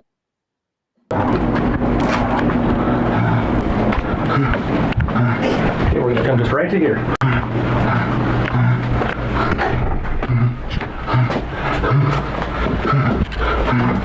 Okay, go ahead and pick it back, and you can put your back up against the wall. Do you have any tobacco items on your person? That answers the question. So, let me just tell you that if I find anything on your person that can't come out of jail, tobacco, knives, guns, needles, drugs of any kind. This is how you get strip searched. When they ask you, hey, do you have this, this, this, or this? I don't answer questions. The grunting makes me very uncomfortable. It should. So imagine if the guy last night was grunting like this. It is so creepy the way the noises coming out of this man's body. It's disgusting. Oh, yeah, somebody said earlier. Let me see here. Oh, Super J Live. He is touching himself. I wouldn't doubt it. Like I said, I wouldn't doubt it if he was flicking the bean in the back seat. Marijuana, lighters, vapes will be introduction of contraband, C felony. Is there anything on your person that you would like to declare now to where the deputy that brought you in can dispose of it? Oh, I don't know. I know. Okay. So I'm going to take that as a no, so hopefully we don't find nothing, okay? Hold on. Hold on what? I can't hurt my hands. Oh, okay. Bring your hands away from your body so I can get to the keyhole on the handcuffs, okay? So I can get under the your hand out, flaps. place it on top of your head. 2. Explanation in general, that is what I'm doing now. 3. Opening statements. This is when the attorney summarizing what they expect the evidence to be. This is when the party summarizes Back what they in expect court. the evidence to be. 4. Presentation of the evidence. This is when the witnesses and exhibits are presented. 5. Jury instructions. This is when the judge explains the law that applies to this particular case. This includes explaining what the state must prove beyond a reasonable doubt for a guilty verdict. You'll receive a printed copy of the instructions. 6. Closing arguments. This is when the attorneys have an opportunity to persuade you how to decide the case. 7. Deliberations. This is when you go back to your jury room and decide whether the defendant is not guilty or guilty. 8. Return a verdict. This is when you tell us your verdict. You have two major roles in this process. First, determine based on the evidence what really happened. We call this deciding facts. The second major role consists of deciding if, in the light of the laws I explained to you, what you decide the facts are. We've got 13 minutes. Okay, I can do 13 minutes. I'm actually it's way past my gonna turn it bedtime, up. by the way. Oh, Ed was over here like, what's the longest stream you guys have done together? This is it. There's a reason I don't do these streams anymore. That's not true, because we did that one Friday night stream where we went till like 1 a.m. It was like 4.5. Yeah, it was like, yeah. It's like 4.5 hours long. I think it's wild that this is obviously a different court date because the jury's not in those seats that they were in. Yeah. But why wouldn't you put the court date with the other court date? I don't know. I'm just here. I'm just watching. Defense guilty of crime. In performing your role, you must first be very impartial. You must follow along with your view. You must not allow yourself to be influenced at all by others or prejudice against anyone involved in the case. I'll explain in a moment what is and what is not evidence. It is extremely important that you consider only evidence in deciding facts. As a judge, I'm a gatekeeper regarding evidence. I determine what the law allows to be evidence. In effect, the law considers anything that is not evidence to be reliable. That is why you may not consider non-evidence in deciding facts. However, the law does not conclude that anything that is evidence is necessarily reliable. Determining the reliability or believability of evidence is ultimately your responsibility. You must decide what evidence is believable and how believable and persuasive a particular piece of evidence is. So you're not allowed to consider anything that is not evidence in deciding facts. You're free to decide how believable or important or unimportant any particular piece of evidence is in deciding facts. Evidence consists of testimony of witnesses and exhibits that are admitted into evidence. Testimony is what a witness who is sworn or referred to answer questions proves what he says while the examiner is a witness. Exhibits are physical objects such as photographs, charts, and letters. You'll be able to examine the exhibits during deliberations. You may draw reasonable inferences from the evidence, but do not guess or speculate. In understanding what is evidence, it's helpful to have some examples of what is not evidence. The fact that a criminal charge has been filed against the defendant is not evidence. Any defense against any crime unless until the state proves his or her guilt beyond a reasonable doubt. Questions from lawyers and other non-witnesses for that matter are not evidence. So whenever I sustain objection to a question, do not speculate about why the question was asked or what the answer would have been. This is a subtle but important point. In our everyday lives, a friend asks us if we've seen our mutual friend. We infer from the question that we however, not the same with trial. The person asking the question is not a witness, is not subject to safeguards the law requires before you may consider the person's words as evidence. So in court, we are not allowed to consider questions asked by attorneys or non-witnesses and determine what the facts are. Those questions are not evidence. Of course, when a witness answers a question, you may consider the answer in the context of the question. For example, if a lawyer asks, was the traffic light red or green, and the witness answers green, you may take the answer stating the traffic light was green. However, the witness answers there was no traffic light, you may not take the question as evidence that there was a traffic light. From time to time, a lawyer may object to something that's offered evidence. I'll decide whether the objected to material be admitted to evidence. If I overrule the objection to the material, for example, exhibit or witness answer the question becomes evidence. If I sustain the objection, the exhibit is not admitted, is not evidence, or the witness is not allowed to answer the question. If the witness tries to answer a question or sustain an objection to the question, you must disregard the witness's response because the response is not evidence. KTZed may decide something that has been admitted that should not happen. If that happens, I'll instruct you to disregard the exhibit or testimony that should not have been admitted. This means that the material is no longer evidence. You must not consider it anyway. You must treat it as if the question had not been answered, the exhibit had not been received in the first place. You must not interpret a statement or ruling remark I made during this trial with any indication that form any opinion about the facts or often in this case. You and you alone can decide the facts. You must decide how believable the evidence is and what weight or value you give that evidence. During your trial, you'll be allowed to ask questions of witnesses. The witness shall submit them in writing. Teacher for submitting questions is as follows. Please wait until the end of the witness's testimony because the question may be answered by the time you go through. You may write your question down, fold it, hold it to get my attention, or you may raise your hand and we'll wait for you to write out your question and I'll write down so. The court will get your question from you. Your questions are subject to the rules of evidence, just as the lawyer's questions are. Okay, we're pausing it. Let me try to skip ahead of jury instructions. Ain't nobody got time for that.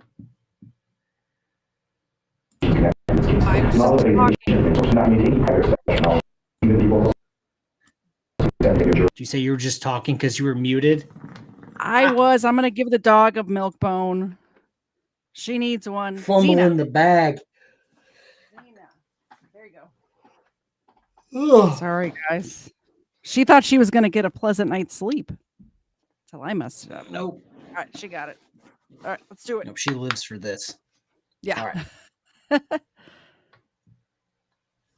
Let's see here.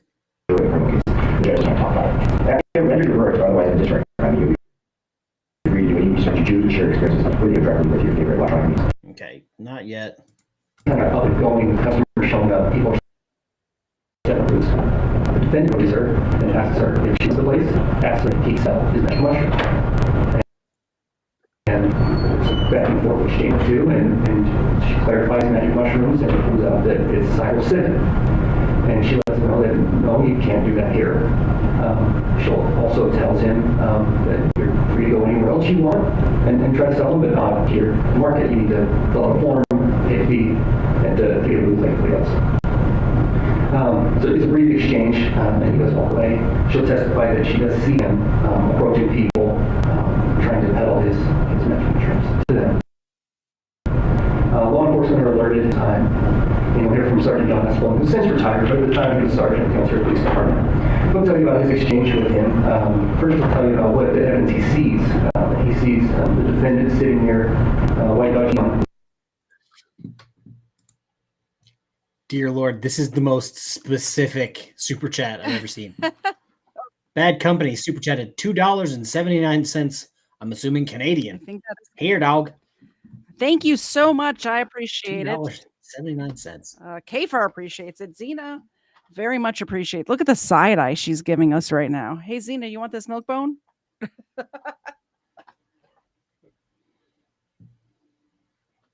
was a bombastic side eye from Zena. All right, guys, 6 more minutes. We can do it. Sales summit has written marker magic mushrooms. He'll testify that in the car he can see a bag. Change the dog. From Walmart or others or something like that. And his side bag is Ziploc bags of mushrooms. And you'll see a picture of that. He'll talk to you about his exchange he had with the defendant. All right, looks like we're having a pause. There we go. Didn't drag it over far enough. It kept telling me no. I'm like, okay. All of this is recorded. We have to look at Zena. Show you today, instead of the hour or so that they were there, I'll show you about 5 minutes, which goes over some of the pertinent parts of the interactions. The defendant doesn't make comments that you're interfering with my business, things along those lines, which show an intent, and other things as well. I don't believe I would call Rick Ray today. I think that would be the presentation. And you'll see a photograph, a few videos from those 2 people. Thank you. So,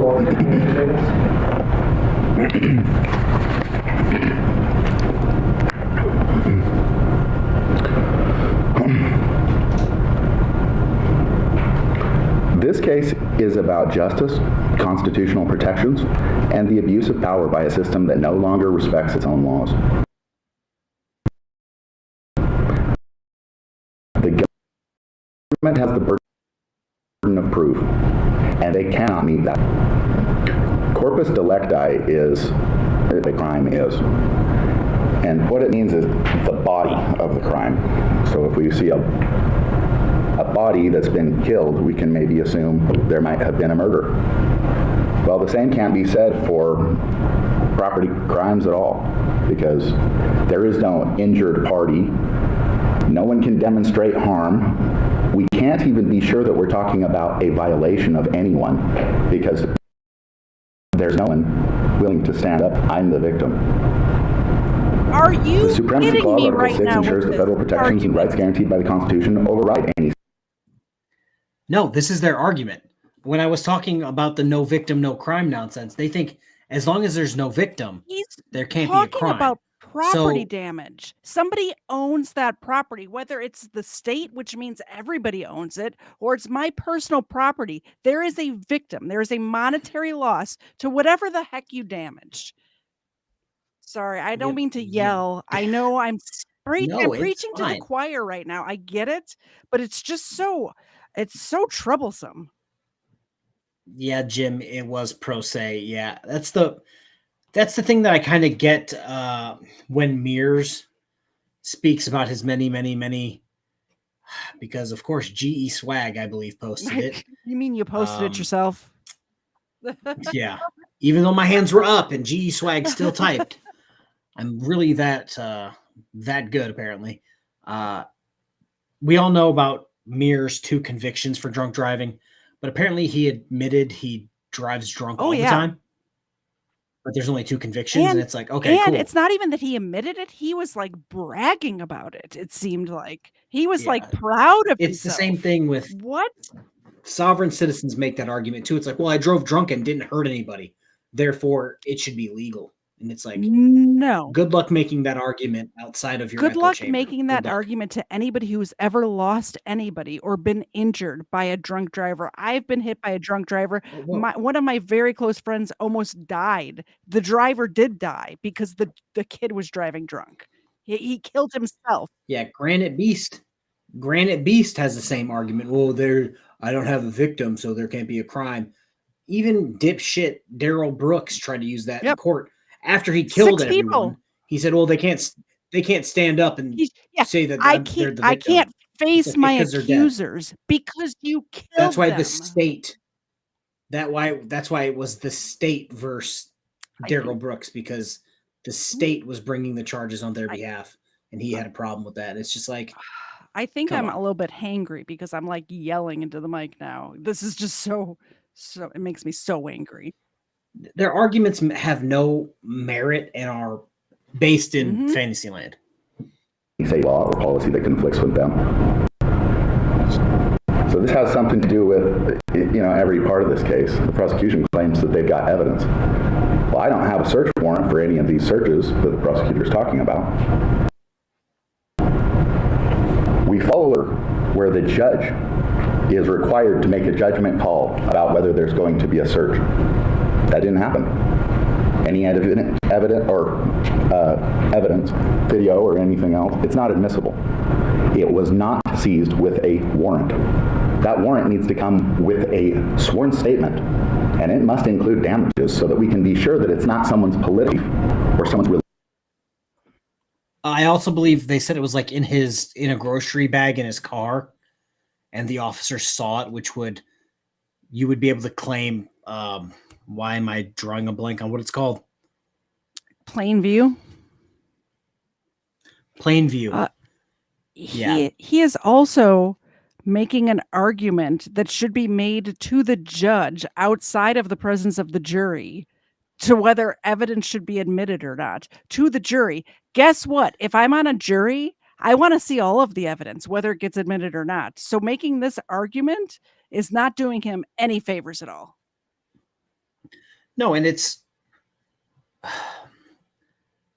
they have all this evidence and they have all these stories, but they didn't have a warrant, even though they obtained it legally without a warrant. Yeah. Therefore, because I believe, so he's basically saying, I'm guilty, but you guys should nullify the jury because it shouldn't have been. Like, juries aren't going to do that, especially when they don't like you, and nobody likes you, dude. Yeah, that's my whole thing. It boils down to my feelings. I said it earlier where, okay, you have no educational or professional experience in this field, yet you're going to be the one who determines what's constitutional or unconstitutional. Same thing.